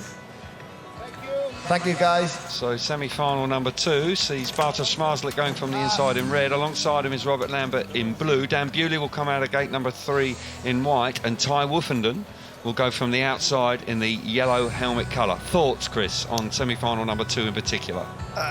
Only one surprise, Ty Woofenden taking gate 4. Don't really understand that, particularly in the semi-final with Bartosz Zmarzlik and the inside gate working so well. Yeah, that was a brave move by Woofenden, but he's a brave fella, and he clearly felt that the way he won his last qualifying race from 4, he fancied his chances from there.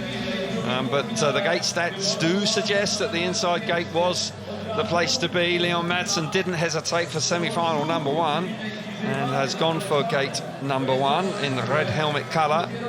Big races coming up now. Big World Championship points on the line. People like Mikael Mikkelsen, certainly an opportunity to really get himself back up the charts. Mikkelsen coming into tonight on 52 World Championship points. And you've got to believe that he will be in close contention, at the very least, of a top 6 position after the conclusion of tonight's final, that's for sure. Has ridden strongly, so fair play to him. 2 Danish riders here in semi-final number 1. Leon Madsen also looking good and keeping the pressure on Bartosz Zmarzlik. Zmarzlik's got a 22-point lead, but Leon Madsen has certainly ridden very nicely indeed and got the 12 points out of his qualifiers. So here we go then. This is a strong-looking lineup here for semi-final number 1. And there's no doubt that with Dudek thrown in for good measure going from gate number 4, this is going to be a hotly contested race. There's no question about that. But there's opportunities all over the track here, and there's no doubt about that. With Dudek in 3rd place, he will want to keep pressure on and pushing towards a medal at the very least at the end of the year. Maciej Janowski, who's been going the wrong way in the World Championship of late, will want to push on and make sure that he's well ensconced in the top 6. Has won here before, of course, so he knows what it takes. Has ridden well tonight. So a great lineup for semi-final number 1, Chris. It is a great lineup, you're absolutely right. And Janowski, for all of his bad meetings that he's had, particularly in the last 3 rounds, he's just 5 points off the medal position in the standings. So could be a big night for him. Yeah, he's on 60 World Championship points coming into semi-final number 1. And as you say, just 5 points behind Dudek, who is in 3rd place. So, yeah, all is not lost for a medal. Just tried a fresh bike there, did a practice start. Not sure why that's going on, but he's gone back to his original bike there. A little bit of added tension here as we build up to semi-final 1. And he's going to have to put his lanyard on there because clearly he'll do that now once he's up at tapes. There we go now. He's just getting that kill switch back in place. Dudek on the outside. Can he produce something good from there? Has done earlier on. Had to come up with something good in his last ride. Semi-final number 1 then. On the inside is Leon Madsen, gate 1. Gate number 2 in blue is Maciej Janowski. Gate number 3 in white is Mikael Mikkelsen, and Patrick Dudek from gate number 4 in yellow. This is tense stuff here. We've witnessed something pretty special here tonight. Really has been top action, and World Championship Speedway at its finest here in Wrocław tonight. Round number 7 then, coming towards its conclusion. Not too much longer now for semi-final number 1 to get underway. Green light comes on now. Oh, long pause and we're up and running, and Maciej Janowski makes an absolutely sensational start out of gate number 2. Roars around that first corner. Dudek also in the thick of the action. Dudek and Leon Madsen going handlebar to handlebar down the back straight. Leon Madsen now just about hangs on the 2nd place. Dudek up the inside. Will he get there? No, he doesn't quite get there. Mikkelsen's missed out. But what a start for Maciej Janowski, the home crowd favourite. Looking good out in front. Madsen having to work hard to hang on to 2nd place. Dudek now round the outside, but Maciej Janowski looking good for the final now. Yeah, he certainly is. And the one thing Leon Madsen didn't need in the first turn was Janowski getting there before him. Pinning him down has put him under so much pressure in the opening laps from Dudek, who's still trying to work the inside. And I'll tell you what, he's going to take this one right down to the flag. He is indeed. 1 lap to go. Maciej Janowski looking absolutely set for the final. Clear in front. Dudek coming on strong. 2nd and 3rd is yet to be decided. Leon Madsen closes the door. Janowski wins the race. Leon Madsen joins him in the final. Had to work hard there.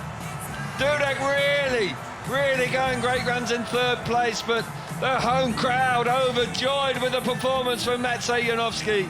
Delighted for him. He's had a tough time of late. Speedway of Nations, no, it didn't work out. Recent Grand Prix hasn't been anywhere near his best. Wow, that was much more like it. Brilliant start. Maciej Janowski through to the final. He wins semi-final number 1. Leon Madsen follows him through in second place. Patrick Dudek and Mikko Mikkelsen missing out. Their Grand Prix is over.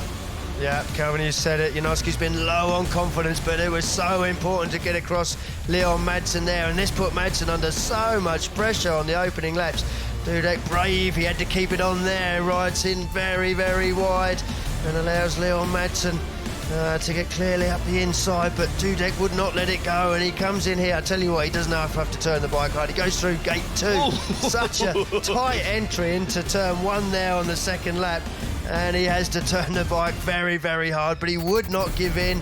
He pulled every line he possibly could, but Madsen hanging on in there. But that is the one thing, if you take the inside gate and the rider off 2 gets across you, it may have been part of Ty Wolfenden's thinking in leaving himself clear on the outside. Fabulous semi-final number 1 then, with Madsen and Maciej Janowski through to the final. And the home crowd, of course, delighted to see Janowski back in the big time. First final for some time. I'm not sure exactly how long it's been, but it has been a fair while. So here we see semi-final number 2 with Bartosz Zmarzlik will go from the inside here. Ty Wolfenden surprises a wee bit by electing to go from the outside. He won his last qualifying race from that outside gate. He did it brilliantly, actually. I've got to say, it was top draw stuff from Wolfenden to win his 5th outing here this evening. So we will see if that proves to be fruitful once again here in semi-final number 2. It's got something to live up to. I know that Janowski was away, but Leon Madsen and Dudek put on a fine show for 2nd and 3rd. With Leon. Prague was Janowski's last final, so... yeah, some time ago now. It's back in May, isn't it? There we go. So semi-final 2 then. On the inside is Bartosz Zmarzlik, the championship leader. Alongside him, Robert Lambert going great guns tonight. Gate number 2 in blue. Dan Bewley out of gate number 3 in white on Ty Wolfenden, the 3-time former world champion, going from the outside in yellow. And I've got to say, Robert Lambert, the 3 Brits here, not ideal that they're going head-to-head in semi-final number 2, because they can't all qualify, but somebody's going to miss out. But nonetheless, they've done themselves proud. They have indeed, and see what Dan Bewley has got. He's had a strange night. He started with a win in convincing fashion, ended with a win in convincing fashion, very, very quick in that final heat, under pressure. But not easy out of gate number 3. May need a little bit of good fortune in the first corner to get himself through the traffic, because you just suggest that it's not the best place to be starting from. It was all one gate that all riders wanted to avoid. So here we go then. Semi-final number 2. Green light comes on now. Takes her up, we're underway. Lambert's made a great start out of gate 2. Gets the better of Zmarzlik. Zmarzlik hugging the inside. Wolfenden coming through on the inside of Zmarzlik. Oh my good, Bewley now. Bewley now up the inside of Robert Lambert. Fires himself to the front. What a first lap from Dan Bewley. Wolfenden coming on strong as well. Lambert now slams the door shut in front of Ty Wolfenden. And what a shot this could be with Zmarzlik. Relegated to 4th place. Zmarzlik now dive bombing to get the better of Ty Wolfenden, but can he hang on to it? But Dan Bewley and Robert Lambert set fair for the final. What an opening lap from Dan Bewley. Real smart move on the first lap. And I'll tell you what, Robert Lambert deserves this. That's not to say Zmarzlik or Ty Wolfenden don't, but he's ridden exceedingly well on a smart first lap. 2nd place, looking good for Dan Bewley and Robert Lambert. Brilliant stuff out in front. Dan Bewley got into the semi-final by the skin of his teeth, and he's going to make 2 consecutive finals. Here tonight, he's through. 1-2 weeks of coach. Robert Lambert as well. What a ride from him. And Bartosz Zmarzlik, the World Championship leader, misses out, finishing in 3rd, and Ty Wolfenden at gate number 4. Just not quite working out for him. But Dan Bewley got the 4th pick coming into semi-final number 2. And he made it work. What a move coming out of gate turn number 2 on the opening lap. Stunning stuff from Dan Bewley out in front. Robert Lambert following him through. 2 British riders through to the final. Smarslick missing out, as does Ty Woofenden, but wow, that is some turnaround from Dan Bewley, Chris. That really is a stunning effort, and no wonder he's got a big smile on his face. Yeah, he's definitely grinning there, and as you say, no wonder.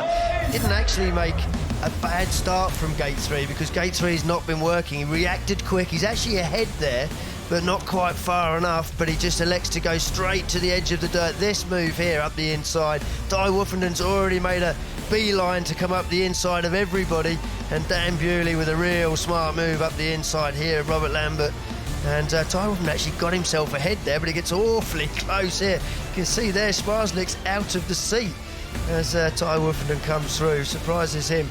But out front, Dan Bewley, great stuff from him. Robert Lambert, he's in the final and fully deserves to be. Dead right. And could we see for the first time this season a rider win 2 Grand Prix? And not only that, it's only his second final for Dan Bewley. Could he go back-to-back in Cardiff and in the Olympic Stadium? What a run of form that would be. Every chance, of course. And that really would turn this World Championship upside down. And with Leon Madsen in the final and Bartosz Smarslick missing out, if Leon Madsen wins the final, all of a sudden there won't be a 22-point lead in the World Championship. So there is a story to be told here tonight, that's for sure. So we'll have another look at the gate success. I sense that not too much has changed on that front, but by golly, this World Championship is topsy-turvy, Chris. Yeah, it is, and of course, Gate 1 has continued to be the outstanding gate of the night, but... well, Gate number 2's come on strong. Yeah, we've seen two brilliant starts from Gate number 2 in the semi-finals, and certainly the outside gates are one to be avoided. So there you are, the facts and figures for you, but we're coming to the conclusion of this wonderful Grand Prix here tonight. It's going to change the outlook on the World Championship, that's for sure. Great opportunity for Robert Lambert to really get himself, do what Dan Bewley did actually 2 weeks ago. If he could pick up a win here, his first win, second final of the year, he would be then right into the top 6 and looking set fair. That would be a great achievement for him. But for Dan Bewley, with Dudek missing out, Smarslick missing out, all of a sudden Bewley for the medals, all of a sudden he could well cement that position. He talked to Scotty Nichols earlier on today, said that he was looking for a medal. He wasn't thinking about qualifying through the GP Challenge, and so it's proved. He's had to work awfully hard, but he's turned the form on in his last 2 rides. So what a wonderful final we have in prospect here. There's no question about that. Grand Prix Speedway at its finest here tonight in Poland, in Wrocław. Round number 7 has really served up a treat. These fans have been thoroughly entertained, as have we up here in the commentary position. It's been an absolute treat and a privilege to be here tonight. It's been great to be back in Wrocław. Really such a vibrant place to be. So let's now get down to the all-important race of the night, the final, with Phil Morris. And the first gate choice for the final is Maciej Janowski. And Magic selects the blue gate colour. Gate number 2 then for Maciej Janowski.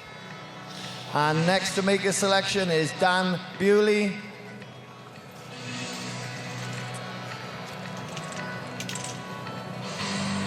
And Dan selects the red gate position. So the inside gate for Dan Bewley, second consecutive final. And next to make a selection is Leon Madsen.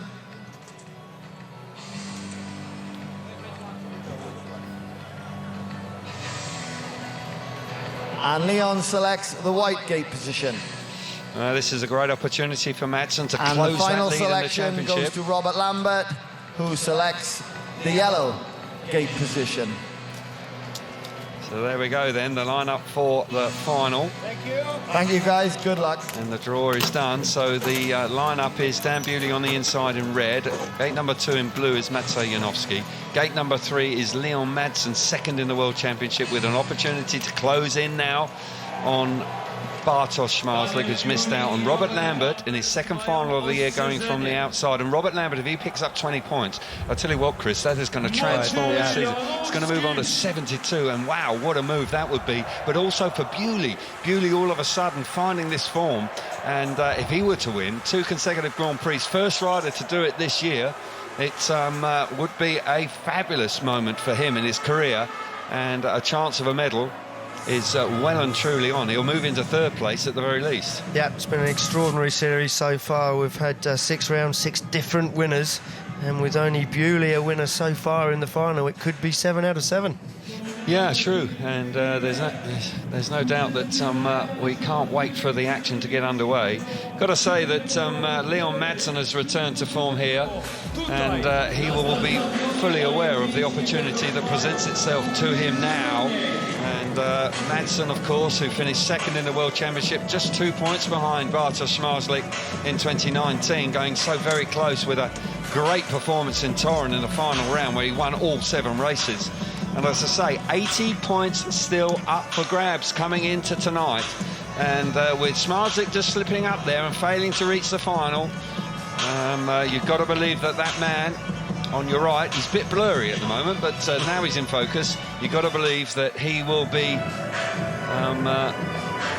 really fired up to do the business and pick a Grand Prix win, his first Grand Prix of the season. Yeah, Dan Bewley hesitated to take gate 1 a little bit, but I think Janowski off 2, he won his semi-final off gate 2, and you don't want to let Janowski get across you, because once you get pinned down, you've got riders like Madsen and Lambert on the outside of the track, and they are able to generate so much speed out there. So he's got to I feel Bewley is vulnerable there. If he makes it, no problem, but if Janowski gets across him, that could be a problem.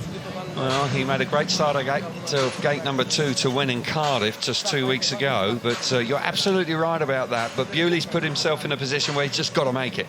Gets his nose in front through that first corner, still will be vulnerable to attack coming out of turn 2 with the guys from the outside generating speed. But all sorts of scenarios going on here for the final. Janowski back to form. Can he win here for the 2nd time in front of his home crowd? What a boost to his season that would be. Bewley, of course, going great guns 1-2 weeks ago. Can he make it back-to-back Grand Prix victories? He certainly has looked much better in his last 2 outings. Lambert has ridden out of his skin tonight, that's for sure. Well, Dan Bewley's had 2 race wins, and both of them from gate 1, so he'd be feeling reasonably confident with it. Yeah, but as you rightly say, he wasn't absolutely convinced it was the right place. So it's final time here in the Olympic Stadium in Wrocław. It's the Betard FIM Speedway GP of Poland, and we are coming to the final 4 laps to finish off the evening. We do hope it's in grand style. I have no reason to think it won't be. We've witnessed some terrific racing out there tonight. So once again, we will show you the lineup for the grand final here tonight. Boys just digging around, making sure they choose the best possible place. So the lineup for the final then. On the inside is Dan Bewley in red. Gate number 2 in blue is Maciej Janowski. Gate number 3 in white is Leon Madsen. And Robert Lambert will go from the outside in yellow. Brilliant night of Speedway, Chris. Tough to call this one. Yeah, impossible to call. It's been far too competitive to know who's going to win this one. Big night for Janowski. He's been so low on confidence in particularly the last 3 rounds. So a win here in Wrocław, his home track. You can see there his Polish national manager, Rafał Daruki, looking on. But yeah, this could be a big race for Janowski to turn his season around. Indeed it could be. Gate number 2 has proved to be a favoured place in latter races. There's no doubt that the gate stats showed you that 6 wins from there, and they've all come late on. And Janowski has been really sharp on the starts in the recent races, so keep your eyes on him. But Leon Madsen has been stunningly fast as well. Of course, he topped the qualifiers with 12 points. Robert Lambert also, he'll be desperate to get on the rostrum. Missed out in Tetro when he made his first final. So riders now moving forward for the final race of the night. Who's going to win here in the Olympic Stadium? Tough one to call.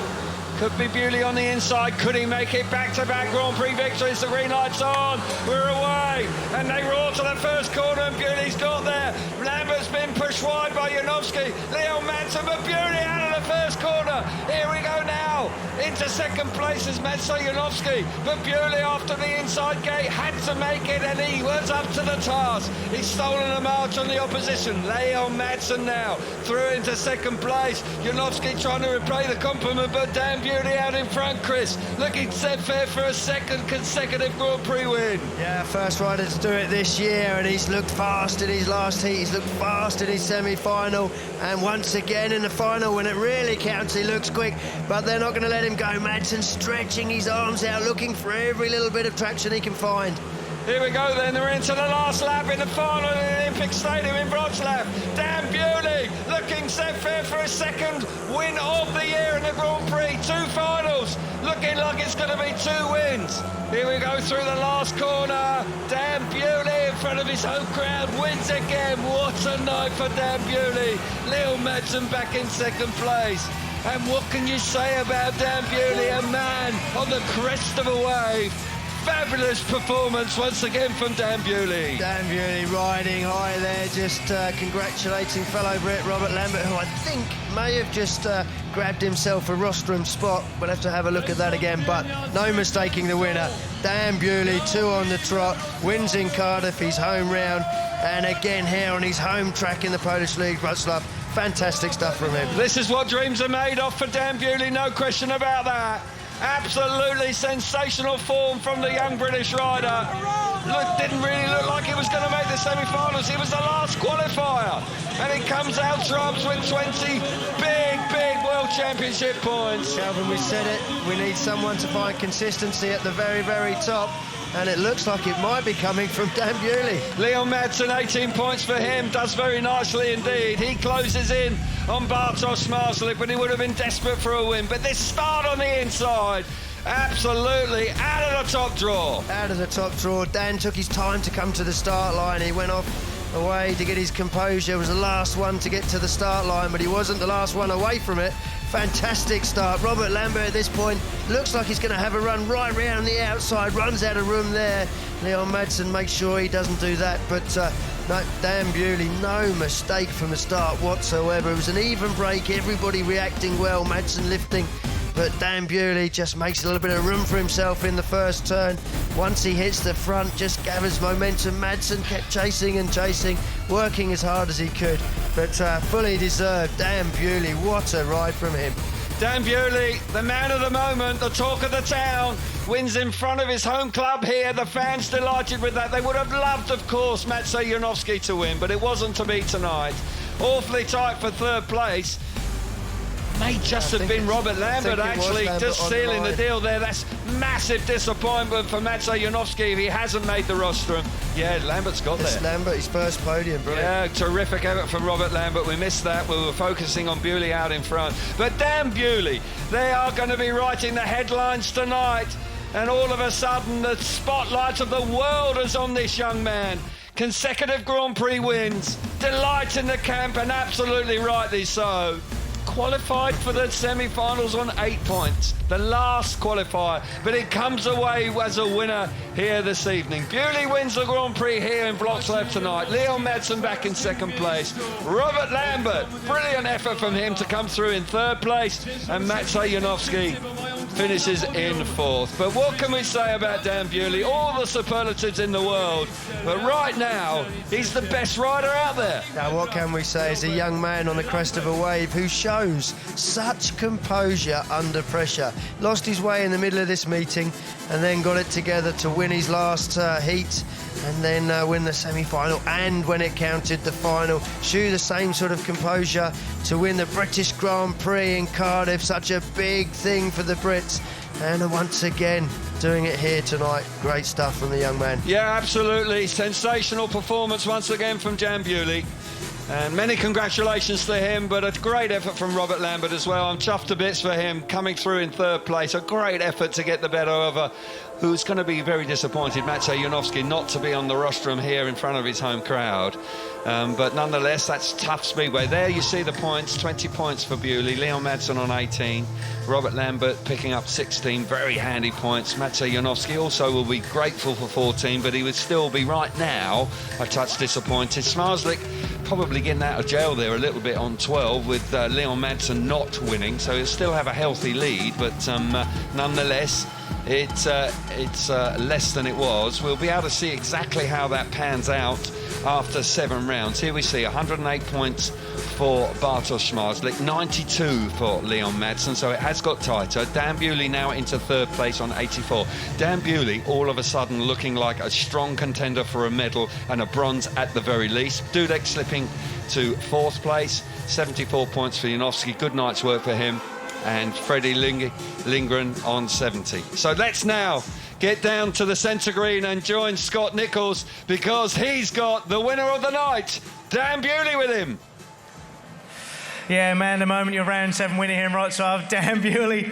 Dan, your first Grand Prix here, you get your first win in Cardiff, the first 2-time winner in 2022, and you scrape into the semi-finals by the skin of your teeth. Pretty good night, really. Yeah, I wouldn't have said that after heat 19, but yeah, we worked hard in the pits tonight, and we swapped bikes towards the end, and just turned the night around. You know, to get the win here was pretty special. You know, in Cardiff, I felt good all day and felt good on the track, but here I think it's the kind of track where everybody is good, and you know, this kind of, you know, I wouldn't say it means more, but you know, I feel like everyone was at the best at this track, so it's pretty cool. Well, this is the World Championship, everybody's at their best, so was there a little bit of panic setting in early on when you kind of started off good, but then you had that little dip midway through? Yeah, you know, not really. I just kind of knew if I had to win the last race to try and make the semis, and even then it was going to be tight, but you know, that was the plan, and it all came good in the end. Well, you've won on home soil, now it's your home track. You got a special mention to the Polish fans, the Sparta Wrocław fans? Yeah, I wish I could say more, but just dziękuję bardzo. Dobrowitchuk. That's about all I've got, but you know, thank you for supporting me tonight. It's been awesome here. I've loved every minute of it. Well, your Polish wasn't good, but your race was top notch. Well done. Enjoy your celebrations. Thank you. Yeah, fantastic performance, and clearly delighted. There's no doubt that it's a special moment in his career. The last fortnight have been truly outstanding. 2 Grand Prix wins and qualifying for next year's campaign as well. So Dan Bewley clearly, as I say, the rider of the moment, and he will be now a medalist for sure. Robert Lambert coming forward here in 3rd place. That's a great performance for Robert Lambert. I'm pleased for him. He had a disappointing Cardiff, Chris, but to pick up 3rd place here in Wrocław, that's decent compensation for him. It is, yeah, and he rode very well, and consistently throughout the night always looked competitive. Second place on the night then, Leon Madsen, desperate to win of course, but once again his consistency is paying dividends, because he moves on to 92 World Championship points, so he'll be pleased with that, and he's ridden very well here this evening, no question about that. So he has consolidated his 2nd place in the championship chase. So here we have the winner of the evening, Dan Bewley. What a night for him. Special moments for the young man. Wasn't even going to be a Grand Prix rider this year. He's only in because of the suspension to the 2 Russian riders. But 2 consecutive Grand Prix wins has really made his mark on the international stage. What a moment, Chris. What a whirlwind month he's had. His life has been turned upside down by his huge success in Cardiff, and he seems almost as popular winner here in Wrocław. So Armando Castagna comes forward now, the FIM Track Racing Commissioner, to present Robert Lambert with his 3rd place trophy. And a fine effort once again for Robert, and he'll be delighted to be on the rostrum for the first time in his Grand Prix career. 2nd place trophy presented by Beata Dziechcińska, Vice President and of Beata Betard. Dziechcińska will now come forward.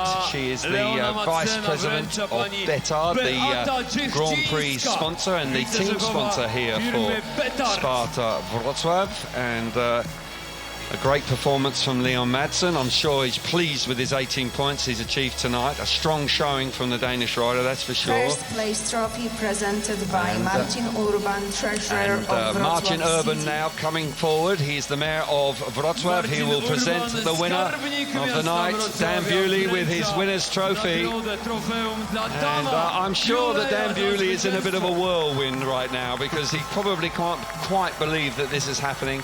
They made the right decisions to change the equipment in the latter stages of the evening. That proved to be the right call, and he got the speed back after losing it midway through.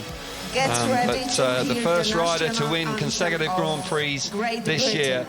Let's take a pause now and we will listen to the national anthem of Great Britain.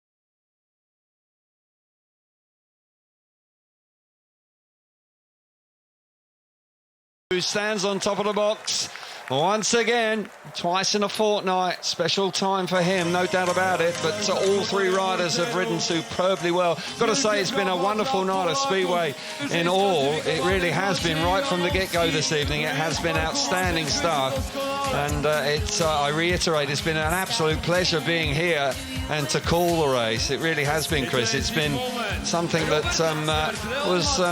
it did Grand Prix Speedway a lot of credit tonight, I believe. Yeah, I take my hat off to all 16 competitors who played their part in an absolutely thrilling meeting here in Wrocław tonight.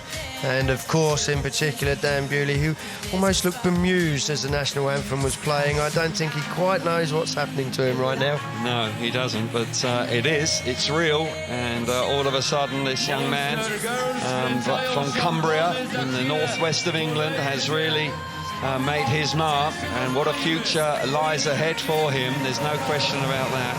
Celebration time for these three, and they will celebrate long into the night, and rightly so. It's been an outstanding Grand Prix, I must say. I have witnessed some decent ones, and this is right up there. There's no doubt about that. And the way that Bewley did that, you know, he looked like he was lost there in the middle part of the meeting, you know, just coming through it in 8 points. The new point scoring system certainly worked to his favour there, because when it was an accumulative situation, he wouldn't have had quite as many points. So to come away with 20 World Championship points after scoring 11 after the semi-final, that's a handy return. Yeah, it is, and I think it's the right way to do it, because at the end of the day, you know, the effort and the way he turned his meeting around, young Dan Bewley deserves to have those 20 points, 20 big points. And we move on to Voyens, September the 10th for the next round, another track that I think actually Dan Bewley has a chance of doing very, very well at. Yeah, rode very well there in the Speedway of Nations, of course, just last month. So, yeah, I agree with you. He has plenty of momentum going into Voyens in 2 weeks' time. Don't miss that, of course, at the Voyens Speedway Centre. They're doing fine work there, so there's no doubt that we'll see another great Grand Prix, I'm sure. But it's been a fabulous night here. Just a few words from you, Chris, summing up your opinion on tonight's event. Fabulous advert for Grand Prix Speedway, fabulous event, right from the fan zone and the packed stadium, and 16 riders on a great and well-prepared track, giving it their all, and a very popular winner. Locals of Wrocław here now. He rides for this club. Dan Bewley, well done. Brilliant stuff. Thank you very much indeed, Chris. So we will see you in 2 weeks' time in Voyens, the Speedway Centre there. And it's been a fabulous night of Speedway. Can't wait for more in Voyens in 2 weeks' time.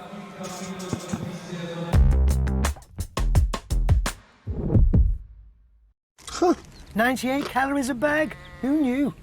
What? Sits, quavers, and Monster Munch multi-packs. 100 calories or less. Strutting your way into my heart. Take your head off, make yourself at home. Have a steady night, and strut on home. Day 1, I'm in love with the strut. Day 2, I'm in love with the strut. Day 3, I'm in love with the strut. And guess what? I'm in love with the strut. I like your strut. Do you wanna go strutting and strutting? You like my strut. Do you wanna go strutting and strutting? You like my strut. Then let's go strutting right now.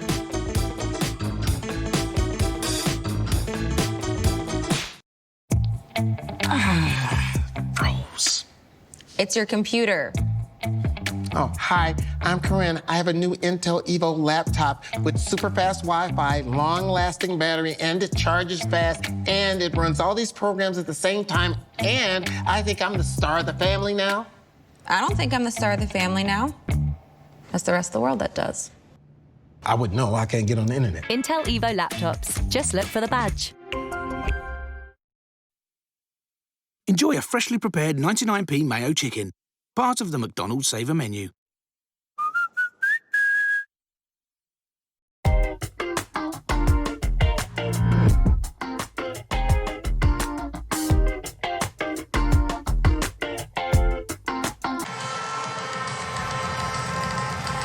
FIM Speedway Grand-Prix Round 7 is a history now, and what a history, especially for Dan Bewley. I'm joined by Scott Nichols and Greg Hancock, a local hero as well. Obviously, thank you so much for joining us tonight. What a night for Dan Bewley, back-to-back winner. After excellent performance in Cardiff, he did it again. What can you say about his performance tonight? Well, you know, it's his performance speaks for itself. You know, they've been watching this kid the last couple of years, and what he's been doing. It's only been a matter of time. In the beginning of the year, I said I wouldn't be too surprised if we didn't see him on the podium, or at least on the top of the podium once. And now he's done it twice. So I'm still not surprised. You're not surprised. We are not surprised either. Although we spoke earlier today that we didn't have a back-to-back winner yet, and then made it. He's a great young prospect, young talent still, and what he made in his Heat 20, I think it was. He had to make it to the win, to make it to the semifinals. He did it. That was a lot of determination on his side. Excellent. Yeah, it was. And, you know, Dan, like I say, first back-to-back winner in 2022. And, you know, he takes everything on his stride. And Greg works with him at WROCLAW. He'll know what he's like. So for Dan, it was a huge night. Scraped into the semi-finals, goes and delivers a business. But I just want to touch on Magic. Obviously, you're in the Magic camp. And tonight we saw a much different Magic. We saw there was some fire in his belly. He rode a lot of attitude, and that's got to be pleasing. Yeah, absolutely. I mean, he's had quite a rough run. You know, it hasn't been the run that he's hoped for this last few GPs. And for him now, it's been focusing really on trying to get the starts a little bit better, a little bit more consistent, because he's still one of, if not the fastest guys on the track when you get rolling. So tonight was a massive improvement for him. He's really disappointed with coming away with 4th place. So that's a good thing, and I think it's a good reason to be disappointed because he's hungry. I just want to ask you one question about the night overall, because today we saw an excellent racing here in WROCLAW. We are not disappointed. We got what we expected actually here at the Olympic Stadium. Did you enjoy the night as well as we did? Oh yeah, I had a great time. I mean, for me, you know, being a former rider myself, being in the GP series so long, there's nothing better than being in this vibe and being with a crew and being able to stand alongside Magic. For me too, is, you know, I've been mentoring this kid since he was young, and he's still young to me. So I love it. I love being in this game. I love the sport, and it's good to be able to talk to all of you. We loved it too. Thank you so much for joining. And now we're going to take a quick breath and see how the night unfolded here in WROCLAW. Yeah, fabulous to be back here in the Olympic Stadium for round number 7 of the SGP series, and a packed house coming in here. And heat number 2 was a fine battle between the two Brits here, with Dan Bewley getting the better of Robert Lambert. And gotta say that he had to work very hard for it, but Bewley set sail for his opening ride with a handy 3 points. Wasn't so easy from then on, but we're moving on to heat number 4 here, with Bartosz Zmarzlik and Maciej Janowski putting on a fantastic demonstration of high-speed action. Janowski initially showing fabulous bravery to get the better of the championship leader, but Zmarzlik wouldn't be denied and stole the victory on the chase to the line. Look at that action there. That really is quite spectacular indeed. Really was a thrilling heat number 4, no question about that. And And it really was nip and tuck on the way to the line. Here we see heat number 16 with Leon Madsen now firing himself to the front, and once again Bartosz Zmarzlik, the championship leader, very much involved here with a wonderful move there to get the better of the man in second place. They swapped places for fun throughout the 4 laps, but once again Bartosz Zmarzlik showing fabulous tenacity to get the better of the championship number 2. Top 2 in the world going head-to-head, but the championship leader coming out on top with another thrilling heat win there in heat number 16. Heat number 19 then, and all of a sudden Dudek under pressure, having to come out of gate number 2, does the business, gets around that first corner.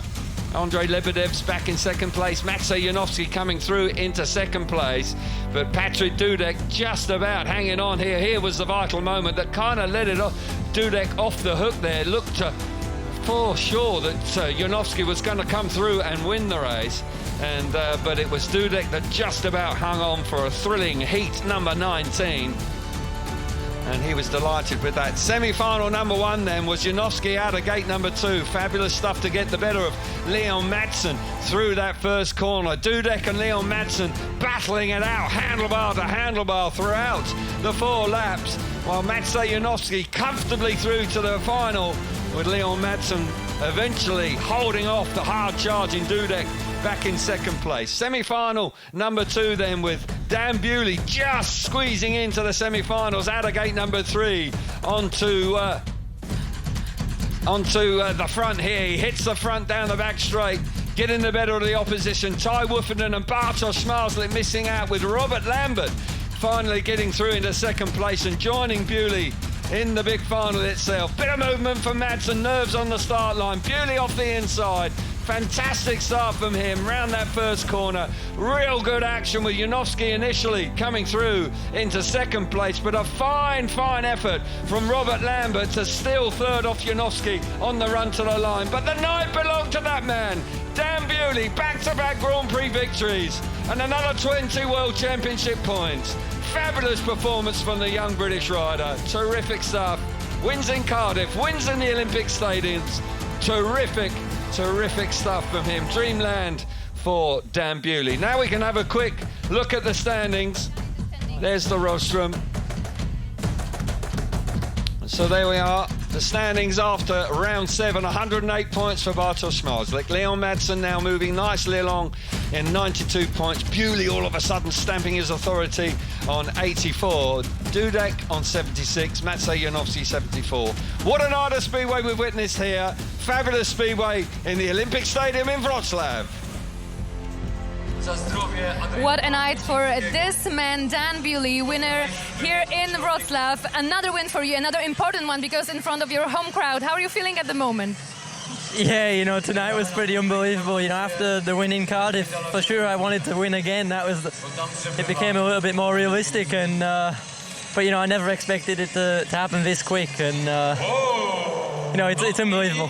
We're going to see the fireworks show just in a moment, but have you come under big pressure here tonight, given that it's your home track and the expectations were quite high?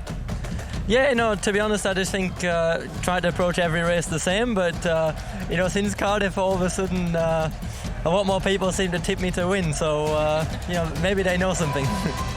Yeah, I think we'll be putting some money on you now. That's going to be some proper pressure. But talking of pressure, we said earlier at the beginning of the show, the pressure's off in the sense you've already sort of stamped your place for 2023 with a challenge. But you had to dig deep tonight. You changed bikes partway through the race, so it didn't all come easy for you.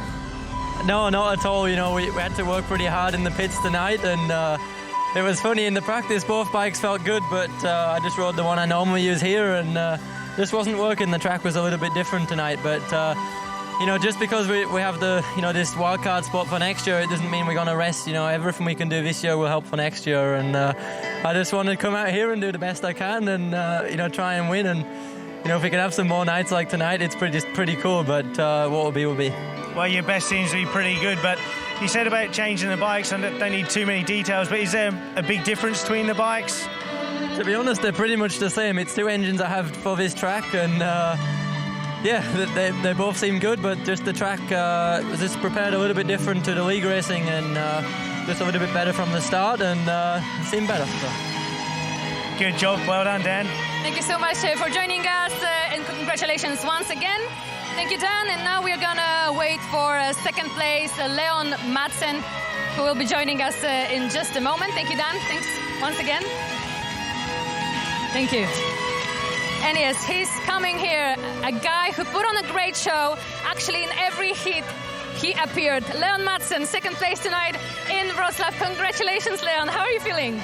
Yeah, I feel very good, and just like you said, a good show for everyone. And finally, we're racing on a proper track tonight, where we're able to race and pass and put on a good performance. Exactly. You were choosing the best lines tonight here in Wroclaw. It gave you actually very many opportunities to overtake.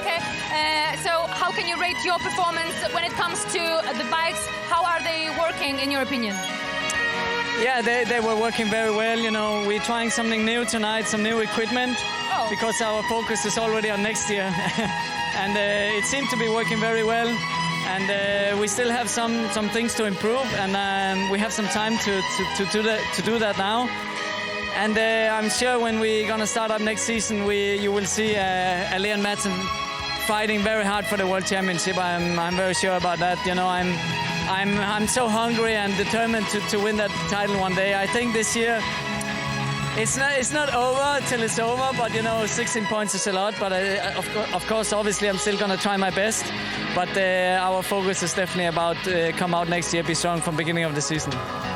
I was going to say it's 16 points is a big gap, but it's still achievable. So you've closed that gap. But I'm really impressed that you're already working hard on next year and rolling the dice on trying new things. I saw you with a laptop trying lots of different things tonight. That's a gamble, and you're still in the chase to be world champion this year. Yeah, you can say that, but you know, we try something new, because I feel like before tonight's event we were 22 points behind, so I feel like we don't have too much to lose. Obviously, I would like also to keep my second place and win the silver. That's still a very good, very nice to achieve that. But if we want to win the World Championship, we have to improve a few things and then lift our performance one level, you know. And that's what we try to do on every single thing. And tonight we tested some new equipment, and I'm sure there is still more in the toolbox to come in the future.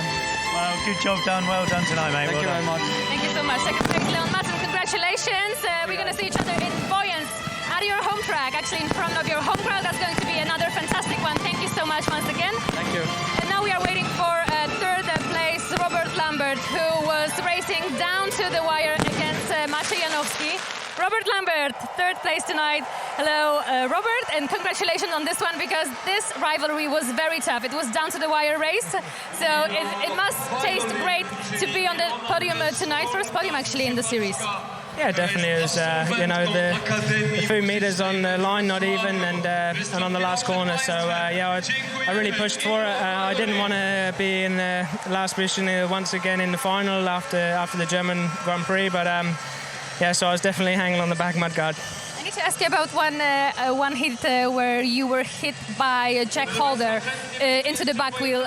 You didn't expect that hit, but how difficult it is for Speedway riders to get in such a situation? Yeah, it's obviously not easy. I didn't see what happened. I just felt somebody hit me. In fact, I thought that was maybe Leon, who was in the race as well, but yeah, I've still got marks on me, and you know, you just hear the engine drop beside you, and then hoping that you're not going to be taken out. But yeah, you can't worry about that. You just need to focus on what you're doing and be racing your own race, and that's simple. But yeah, it's never good to see somebody crash, and hopefully he's okay for tomorrow's match in Gorzów.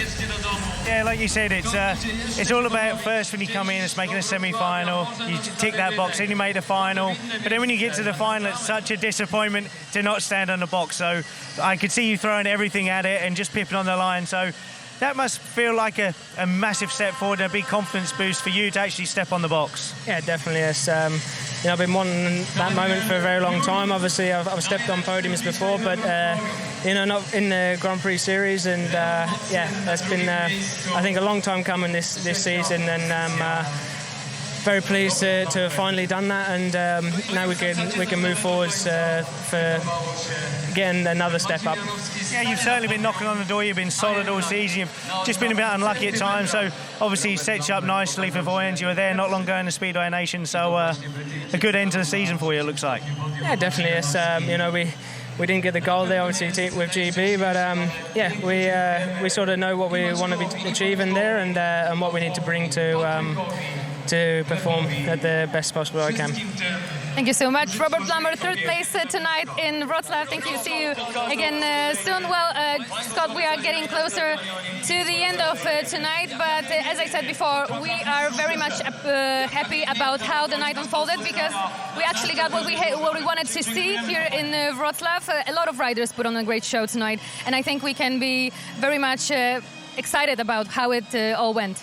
Yeah, definitely. It's there's a few spills, but some great racing, and you know, I think everybody is probably expecting Bartosz to run away again, but it's good that Madsen put a little bit. You could see Zmarzlik probably a little bit of pressure on him tonight, which you don't normally see from him. But no, great for Dan, first rider to go back to back in 2022, and sets us up good for the rest of the season. We will see how it all goes. 3 rounds to go in 2022, and we would like to invite you now for the round in Voyens that will take place in just 2 weeks' time. We hope you're going to be there with us as well. For tonight, we would like to say many thanks to be with us here in Wroclaw. Scott, thank you so much, and well, we are waiting for the round in Voyens then. Can't wait. Can't wait to see this.